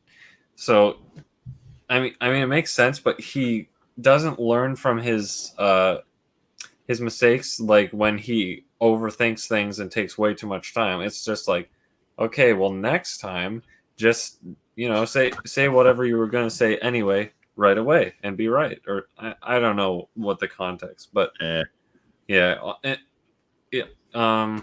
that's all I got to really say about that, because I don't want this to turn into the Takagi-san Watch Club. It could have been. I didn't know that you were watching this as well. I really did. Yeah, that's kind of funny timing. Another one that I watched was Yamada and the Seven Witches. That was a fun one. I love that series. I say series because, we talked about this. We talked private. Private. Yeah, but revealed the compensations that they like took out an entire chunk of the manga, which makes sense for budget reason. By that I mean budgeting the time of the show, and it ended at a really good point in the manga. I think it's a really adequate adaptation, but the first time I watched it was after I read the manga, sometime after I read like a couple hundred chapters of the manga.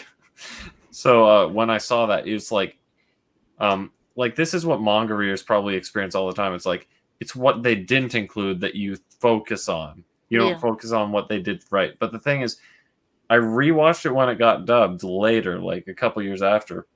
Forgot all the things I knew about the manga, and I'm like, wow, this is great again. So yeah. And that's why I'm buying the omnibuses of the manga that are coming out, so I can finish it, the whole story later. But yeah. What about you, Reese? Have you been watching anything? I haven't really been able to watch a whole lot. I mean, just talking on Discord, my headphones went out last week. And Sacred Blacksmith. Yeah, Sacred Blacksmith was the only thing I'd watch this week, unfortunately. So, since you're like pack fresh, can you like recap me on what, like, just sum up the story? There is a conflict in the kingdom. Conflict in the kingdom. We got swords. Demons. Characters are assholes. Siegfried, they're not assholes. They're appropriate for their age. Siegfried's an ass. You take it away. Okay, so the story is of Celti, Celti is a knight of a noble family. Her father died, and she, in her boyish ways, decides to become a knight to uphold the honor of her father. And then she has to find the Sacred Blacksmith guy.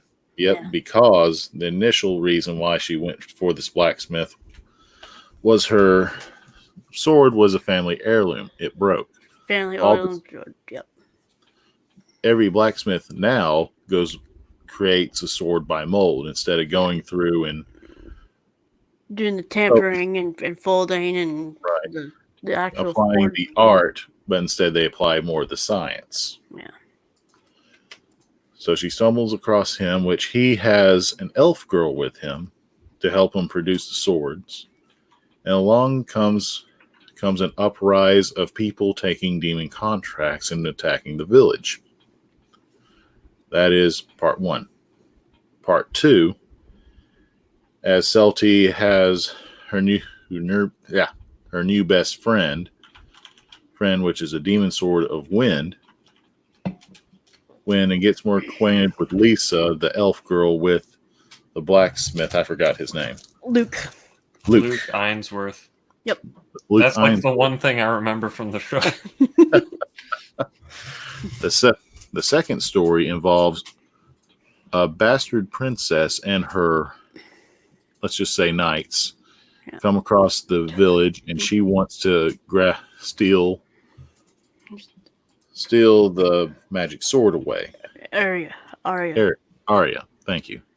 Yep. Arya away, which I found that arc to be quite fun, seeing how they get defeated, they get their weapons taken away, and become Celtie's house maids for a little bit, with Celtie being a maid herself. Cecily, yeah. Cecily, thank you. That freaking dagger. The Bollock dagger. Oh yeah, got the Bollock literal dagger. nuts on the hilt. I was like, Jesus, that like can it Literal be nuts any on the more hilt. phallic? Phallic. Like, the face, it's a dick dagger. I was like, come on. Dicker. But what I didn't get was the Dicker's power was pretty broken because it can disable the power of another demon sword. So a little lost why that wasn't overused or stolen. Yeah. So Arc 3, we get more development of Luke and Lisa. More into Luke's background. Is that her name, Lisa? Yeah. Did not remember that at all. It was on the side of the house. That's the reason why I remembered it. Yeah. Lisa, the elf girl. You get a background of what he goes through, and Siegfried finally has his final plot coming to hand.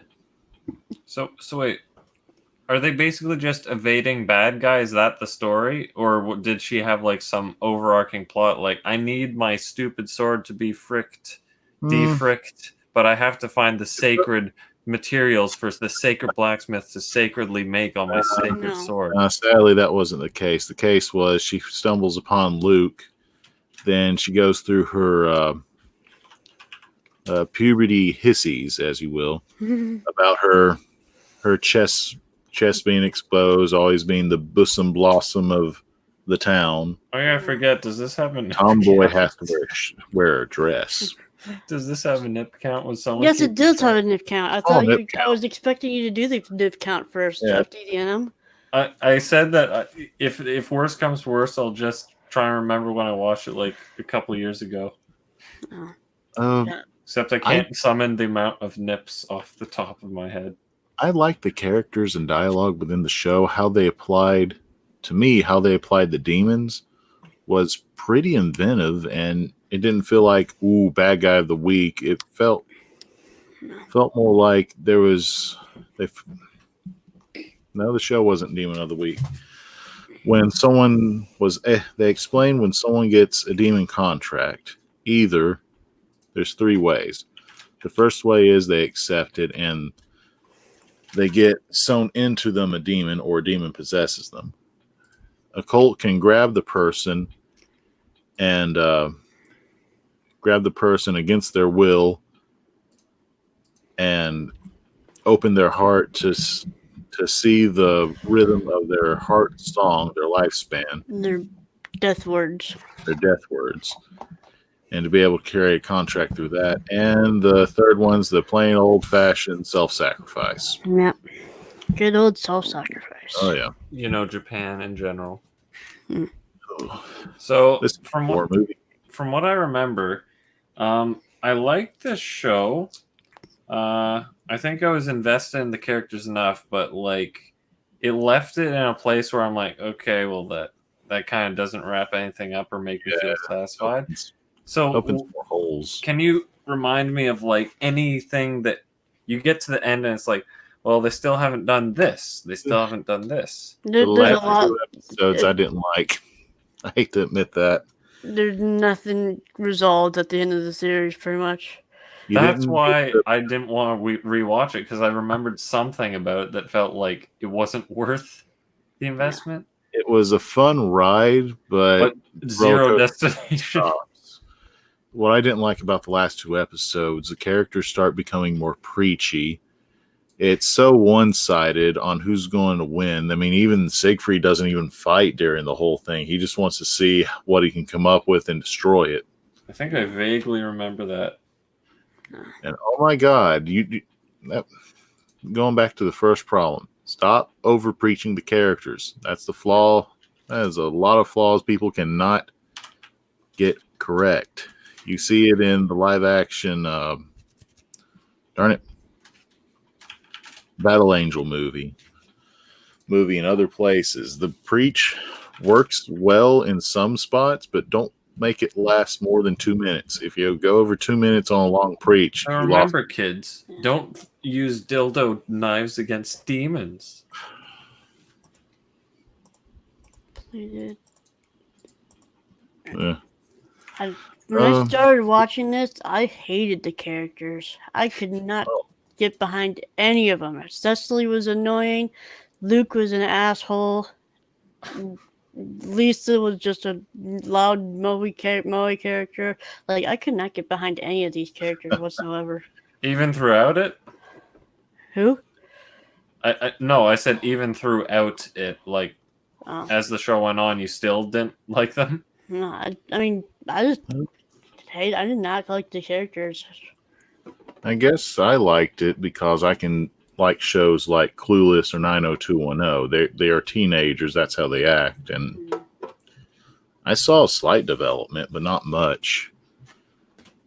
I believe that the manga still can.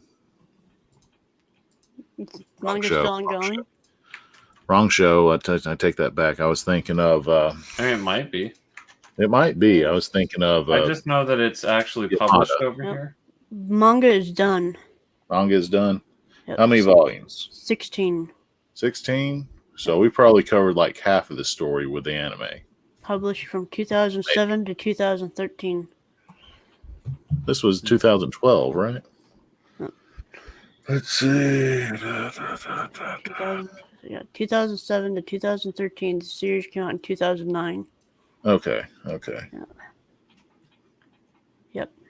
So about halfway through its publication, the anime series was made. So yeah. Yeah, well, that's a common flaw. So it did what it could do. I think the dub sounded alright, but I think Arya was miscast. I think. I mean, it just feels like her voice didn't quite fit. So, whichever you pronounce it, Jeremy Lee was a red hair girl. Okay. She's always good. And then we have Luke Ainsworth, which was voiced by Blake Shepard. That was his first Funimation role he ever did, and I love me some Blake Shepard. He's like the savior of Sentai in that era where they had like no good main character voices. So if this was the Food Network, Food Channel, when FDDNM said that, would like do a picture of Blake Shepard and put him in a pie to? Oh God! So FDDNM has some Blake Shepard pie. He has this weird Patreon like animation series that is a thing, and the animation and the writing doesn't look that amazing. I just thought that was something I'd point out. Micah Solasad and his girlfriend, which might as well put the ring on the thing at this point. Both him and her do. They are married. Okay, both of them do a visual novel together. I think his wife or girlfriend, whichever one it actually is, I freaking hate her voice acting. Like, her voice is fine, but you hear her most mild accent, like, and I can't unhear it when I see her character's voice. But it's nothing against her. It's just like, it takes me out of that experience. Every time I see Micah Solasad, I keep thinking that he was the same actor in Disney's Johnny Tsunami movie, which the age doesn't even match that.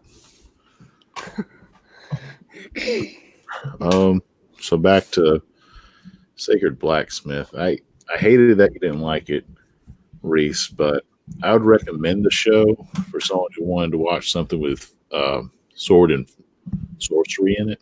Mm-hmm. But don't expect Barbarella or Conan type of story. I would recommend watch it, just don't expect much from it in the end. That's basically all I can say. Pretty based much. Off what I remember. I like the animation. A miscast that I saw, I forgot which character, but there was a scene where it was a scene where everyone was alert and should be yelling, but when they delivered this one line, they're like super calm, and it just didn't match for some reason. I felt like when I first saw the Arya transform into a sword, I was like, I couldn't help but I vaguely remember keep that. thinking they did this so much faster in Soul Eater.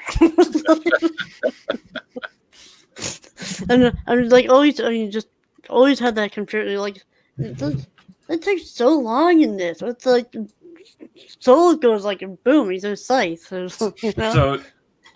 Digimon Season 4 is when the Digivolution sequences got absurdly long. Hey, don't down thumbs. It was every season's good of Digimon. Those sequences got absurdly long, which is which is when you could tell that they were trying to artificially extend the runtime, I guess you could say. You said 5, right? 24 episodes, or sorry, 24 minutes per episode.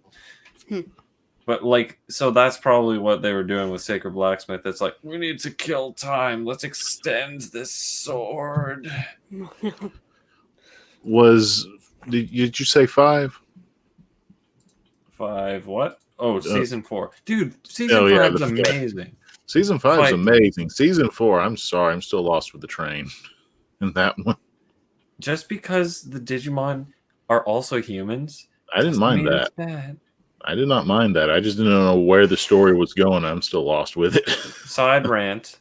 Digimon is great in every way possible. They have one major flaw. They kind of suck at making final bosses.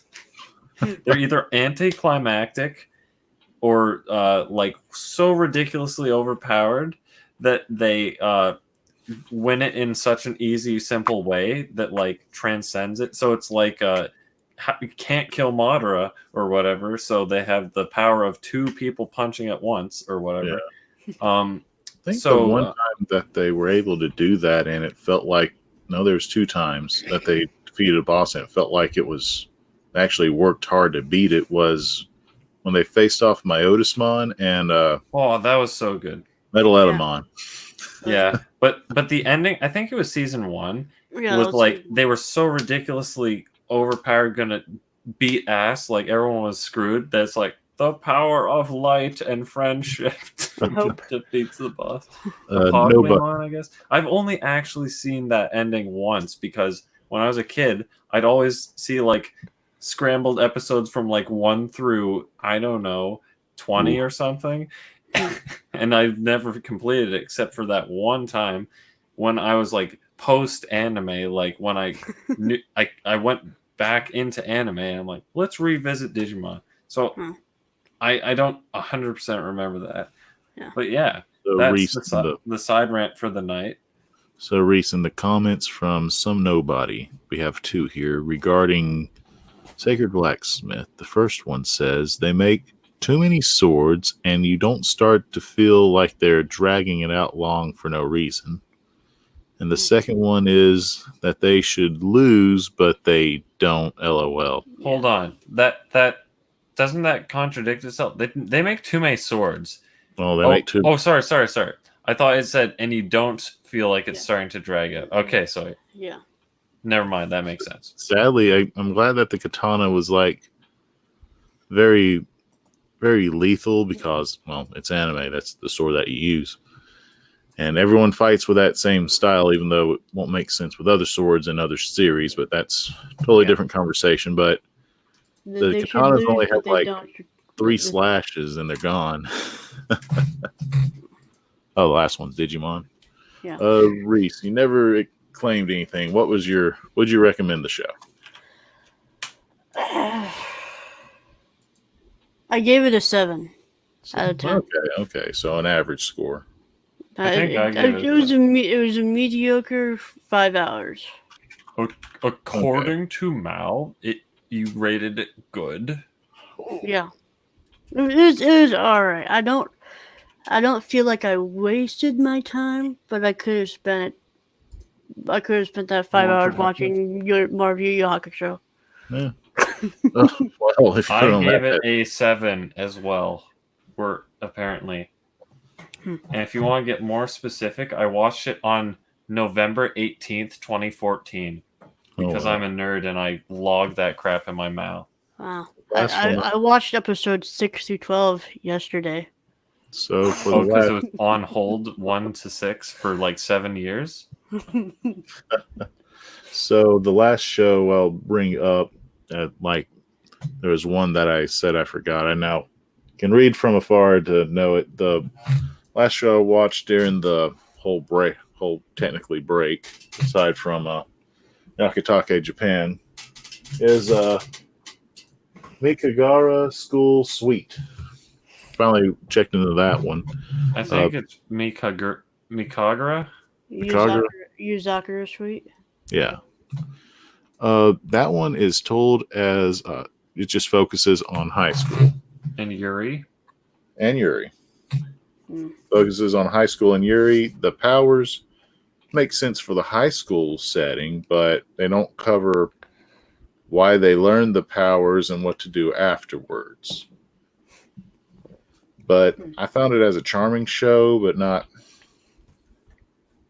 If you just want to watch something with Yuri and have fun, watch it. Other than that, it's Genki.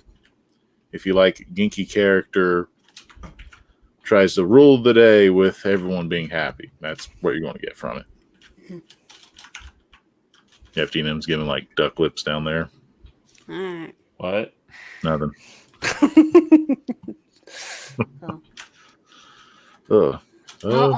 Next week, we're watching Metropolis, the creator of 2001 movie, not the Fritz Lang one. Yeah. Not the lost dramatic movie. Or lost being that they don't have the complete cut, sadly. But the one inspired by Osamu Tezuka's manga, so once again we're going to see our... I forget who said it was terrible, but anyway, yes. I watched it. I thought it was pretty unique, but we will discuss that during that podcast. I can't wait. I'm looking for a screen cap for the document. I forgot how pretty this movie is. Oh, yeah. This is very aesthetically, it looks very nice. I'll spoil this much for you. If you remember in when we watched Kimbo the White Lions movie, the character Hameg is once again in this one, but he has no lines. However, he looks more sick and demented in this one than the prior one. Hameg? Yep. Or Ham and Egg. He was the poacher. He was in Blackjack, I think. Yep.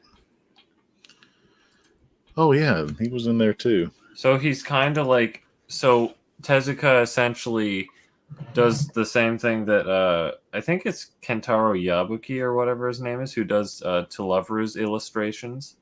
And he made Black Cat. He took the characters from Black Cat and threw them into Tulaveru.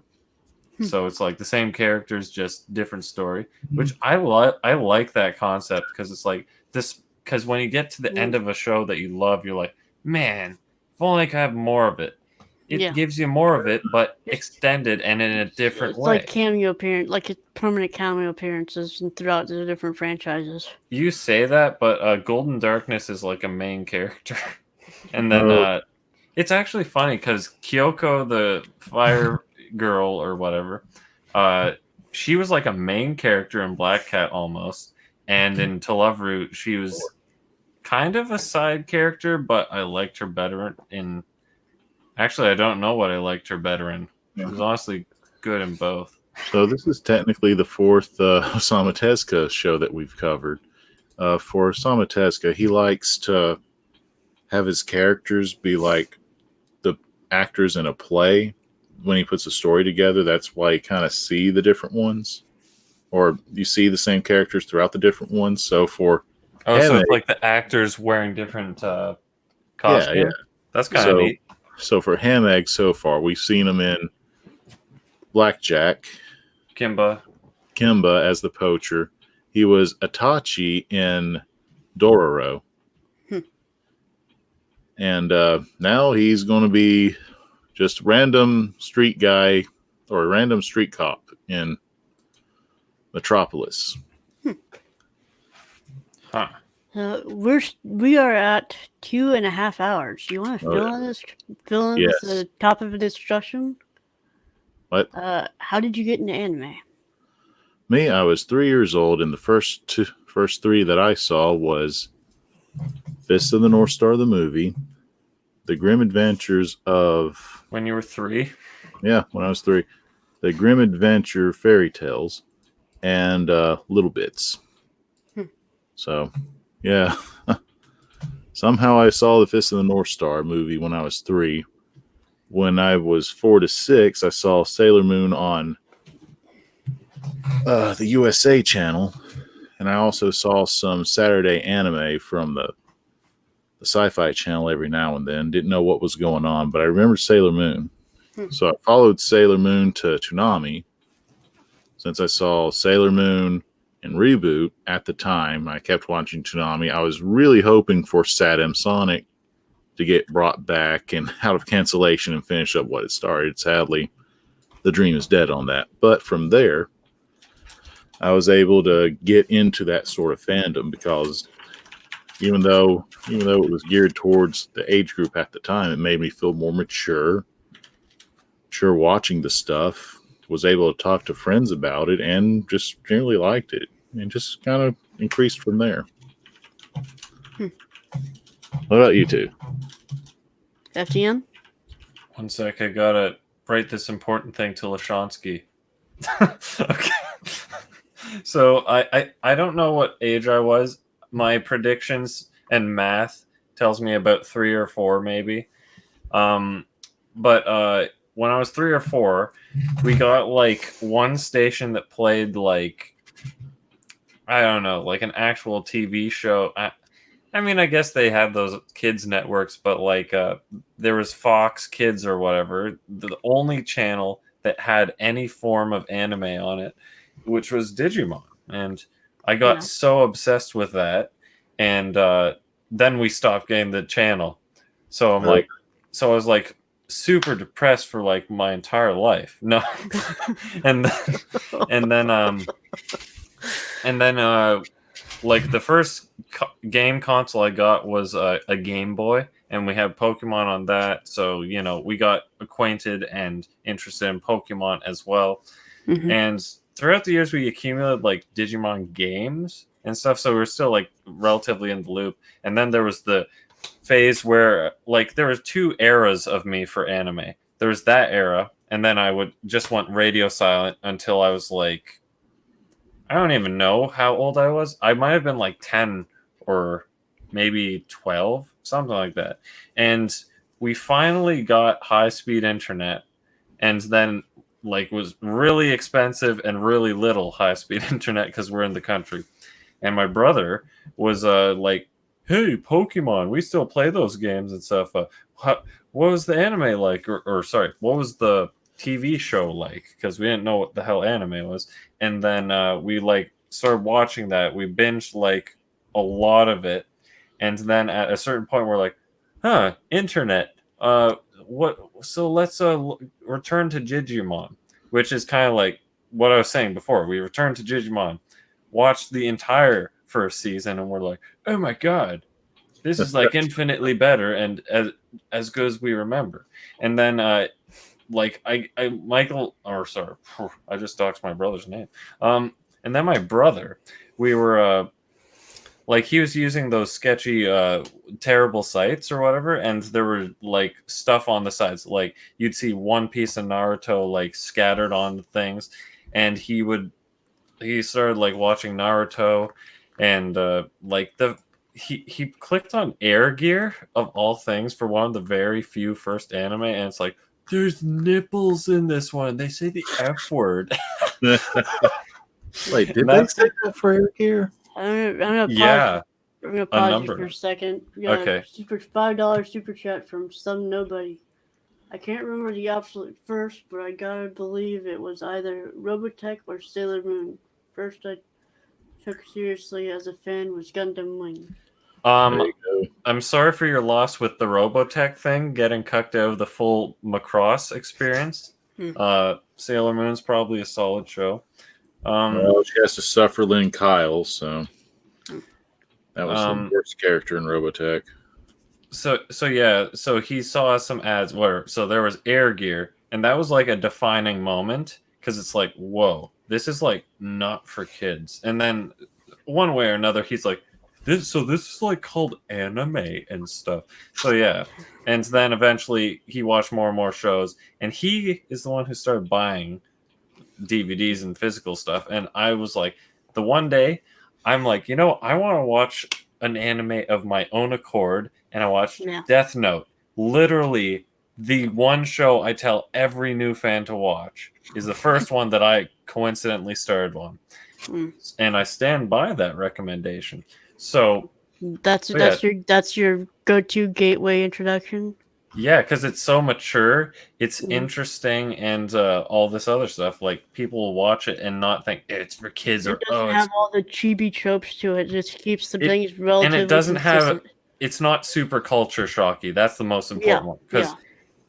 Because Symphogear, you guys know, like, Augie knows what it is, but it's like my friend, the one that loves the show, tried to show his mom Symphogear.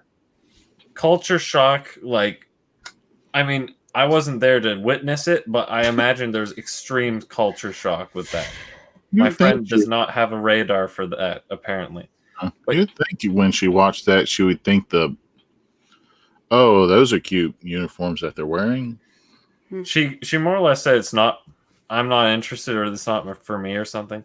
But yeah, so there's like Death Note, and then I was like, I had a friend, actually, I was watching like that guy you don't like's reviews, and he mentioned Right Stuff the one day, and I'm like, Right Stuff, and it has like really good sales. So I placed a test order, and it arrived because for some reason we thought it would be a scam. I don't know why. And then when we found out that it was good, I was like, whoa, man, this is great. So I started accumulating more crap. My brother started accumulating more crap. And we just straight up started watching a lot more shows in general. And I had this friend in high school who also liked the shows. And they made like a list of things. And whatever. So I started watching those. And I stumbled upon Code Geass because it, like, I don't know, it just had a weird name. And it's like it's like one of my favorite shows. So yeah, that's kind of cool. And now I'm here where I am now, a complete weeaboo with a giant collection, collecting dust. My dust collection. Fucking weeb. Yeah. All right, Reese boy. Reese's Pieces for the night. All right, I'm going to address a comment from Lishansky. My absolute first was coming home from elementary school, finding Cartoon Network on our new cable package. And Toonami was just starting Dragon Ball Z. There you go. Good old days. I remember when it was Action Roulette. And they kept Action Roulette on Boomerang, but then it turned into Toonami. Yeah. I would also say Death Note is a good one. But my only complaint has to do with Viz Media's Blu-rays not having a signs-only subtitle track for like all the names. You have to have the full subtitles on for all the stuff written in Japanese. It sucks. It kind of sucks. And it's reminiscent with how the DVD volumes, like most of the volumes had that issue. They didn't have a separate signs track. Maybe I watched it and assumes that there were supposed to be no signs at the time. I don't know. Anyway, my story, I guess. I remember the first episode I saw of Digimon was episode 4, and I believe it was on my 8th birthday. Or cool. Maybe episode... Which one is that? Is that the Meramon one? The Tentomon one. The Androm. I think maybe it was episode 5. I think it was episode 5. The one where with Andromon. I was about to say that's a good episode, but I'm kind of biased in saying every episode's a good episode. That was my introduction to Digimon, but I didn't get into this thing called anime until after I was out of high school. Mm-hmm. I mean, growing up, I mean, I watched Pokemon. I wasn't a huge fan of Pokemon. I was a big fan of Digimon. I mean, the original Digimon, first 2 seasons. I didn't watch anything after season 3 or past. I didn't even finish season 3 really. just because it was a different cat, different characters. I Aw. like the original cat, the first 2 series. But watching Zoids, watching stuff on Saturday morning, like you love the hell out of Yu-Gi-Oh. I saw Zoids when I was young for like a couple episodes, and all I can remember thinking back was terrible CG Zoids. I really wish Hasbro will let at least Shout Factory re-release Zoids, or heck, let Discotech take care of that. That's probably what's going to happen. I can totally see that. Yeah. Oh yeah. But anyway, like watching Saturday, I always thought the anime that was on Saturday morning or after school was just cool cartoons. I didn't see it as a separate medium until once I was in high school. I was like, oh, there's an actual difference between cartoons and anime. Like I considered like Code Lyoko. That's a French animation. That looked just like it. I mean, I loved Code Lyoko. I thought you'd mention Oban Racers. I've never seen Oban Racers. No. Really? Wow. My friend watched that. But I didn't get into I caught part of the Cowboy Bebop movie on like Encore Action at one point, but the name Cowboy Bebop kind of stuck in the back of my mind. I thought that's the stupidest name to hear out of context. What? Cowboy Bebop? Yeah, I'm like Bebop. Who wants to watch Cowboy Bebop? Bebop, yeah. Well, you're going Tom Green on us. One comment to address over here is well, hold on. Finish your pieces, Reese's. So fast forward to November 2009, and I went to. For some reason, a couple months before that summer, I had Netflixed the Cowboy Bebop movie for whatever reason. I don't remember why. I didn't see any of the series. I just Netflixed that, got running the disc through Netflix. Loved it. I loved that. The movie was awesome. I mean, without having any connection to Cowboy Bebop whatsoever. Yeah. And I put the discs in the Netflix queue. That November. Went to Best Buy specifically to buy the Watchmen Ultimate Cut. The 3.5 hour long version of the Watchmen movie, without realizing that it had gotten delayed to the following week. And it was like, I had to get something. And I saw the Anime Classics release for Cowboy Bebop. And I was like, I got the $30 in my hand. I guess, why not? So that was my first actual sought out anime purchase. I'd already had Steam Boy from a couple of years ago, just because I caught that off on Stars, but that's, I don't really count that. Actually. And then in the following March, Adult Swim started airing Full Metal Alchemist Brotherhood. Ooh. And I caught the third episode of Full Metal Alchemist Brotherhood, and I absolutely loved it. I thought it was, I'd heard the name Full Metal Alchemist before, and thinking that this was what they were talking about, because on the on-screen TV guide just said Full Metal Alchemist. It didn't say Full Metal Alchemist Brotherhood. Like, they never got that updated. Yikes! I gotta say, that's another show that not only is it just a great anime in general for fans to watch, but like it's also good, one of those intro series to be like, look, you can be serious with 2D animation. It's not for kids. It's very story driven and deep, and I don't know if you watch Jupiter Jazz from Cowboy Bebop uncut like you did, Reese. I think that would be the staple of it's not for kids. Yeah. So real quick, when you said your first release, I should probably say that my first anime I bought was the Air Gear Save Edition, which I no longer... Wait, do I have it still? What was it? Air Gear Save Edition. No, maybe I sold it. Well, either way, because I like the show so much, and it would still be amazing if they actually continued it. where's season 3, even though it didn't have a season 2. But yeah. And then there was like, I got like Bakuman first issue and stuff because that's hilarious how long ago I bought that and we still don't have the rest of it released or dubbed. But That's so funny. what killed me when I was young and technically collection-wise too was the big boom in anime happened for me in junior high. That was like the third grade to junior high was the big boom. Then it kind of tapered from there. During that time, there were so many releases that were happening. Like I saw the phase from the latest VHS to DVD just take over. I saw Aniplex prices being a norm back then because of the new technology, and companies didn't know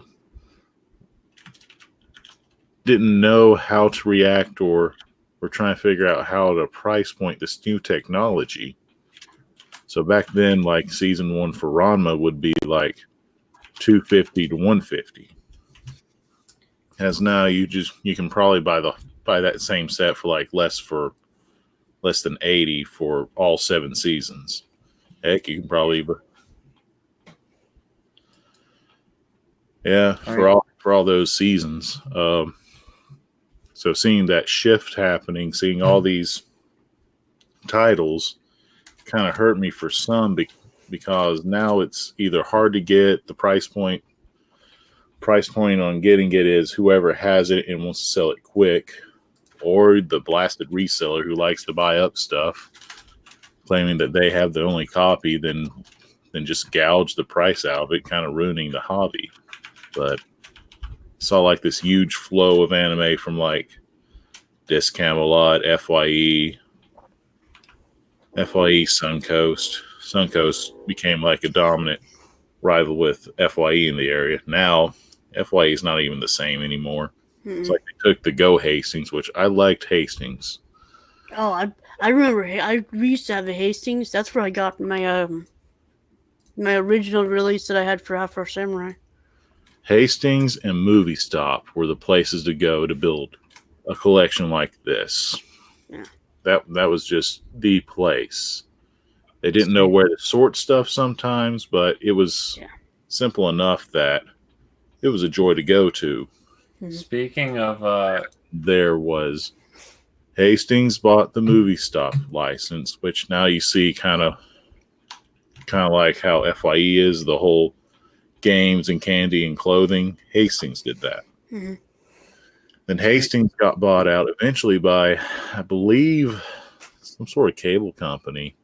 Sadly, not the New King Records or whatnot that owns FYE. So that kind of destroyed, almost crippled the hobby at that point.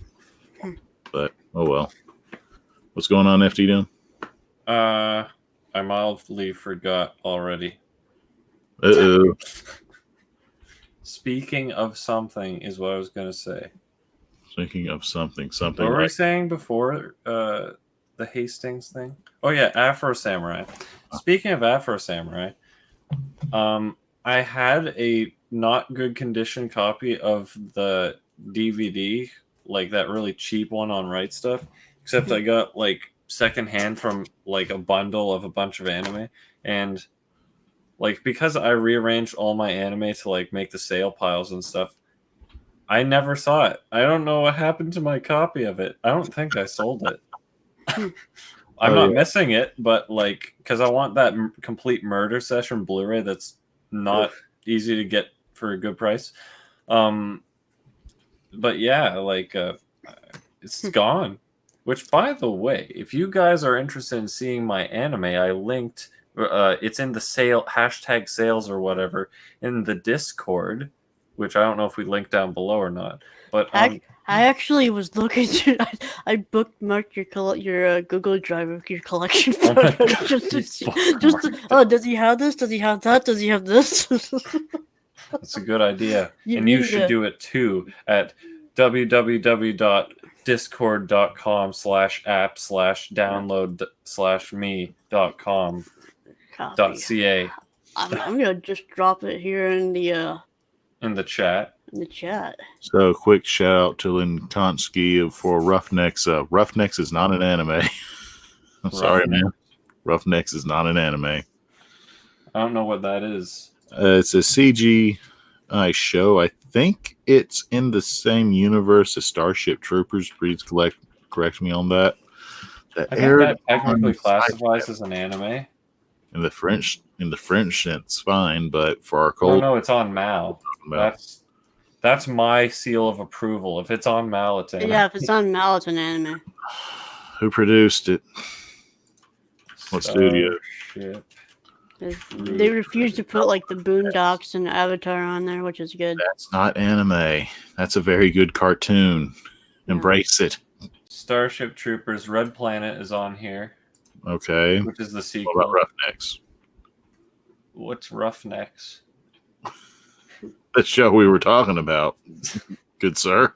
Well, I was saying that Starship Troopers is on there. Right. Starship Troopers has, I think, like 2. Like there was a failed movie that instead of the aliens being bug-like or spider-like as appropriate, it was giant human girls. Giant chodes. It was terrible. And there was something else I thought that they did in the early 2000s, late 2000s. But Roughnecks, Roughnecks.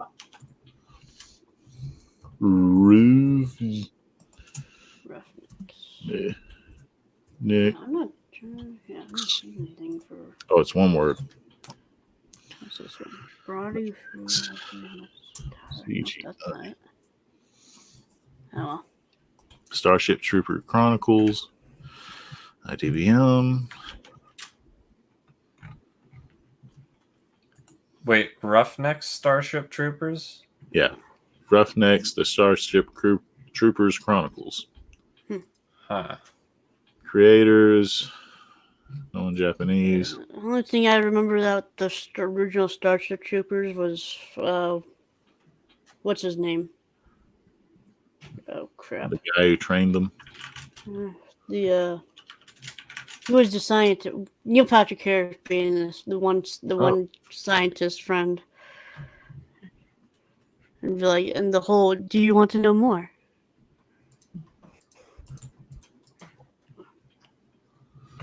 Let's see, developed by that. So that. Country of origin, USA. I know ADV released it. Oh. Let's see, what's the new comic?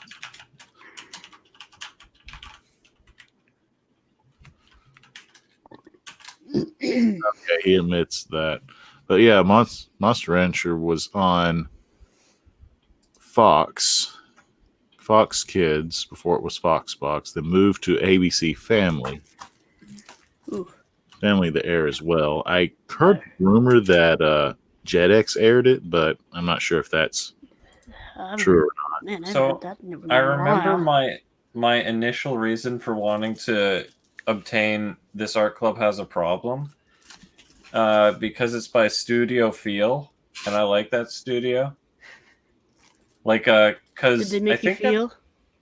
It makes me feel. They did Mayo Chicky, so and Listen to Me, Girls, I Am Your Father. 2 good shows.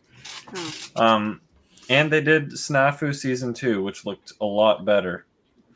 God, such a good record already. But I'm surprised you didn't get Bosch Squash.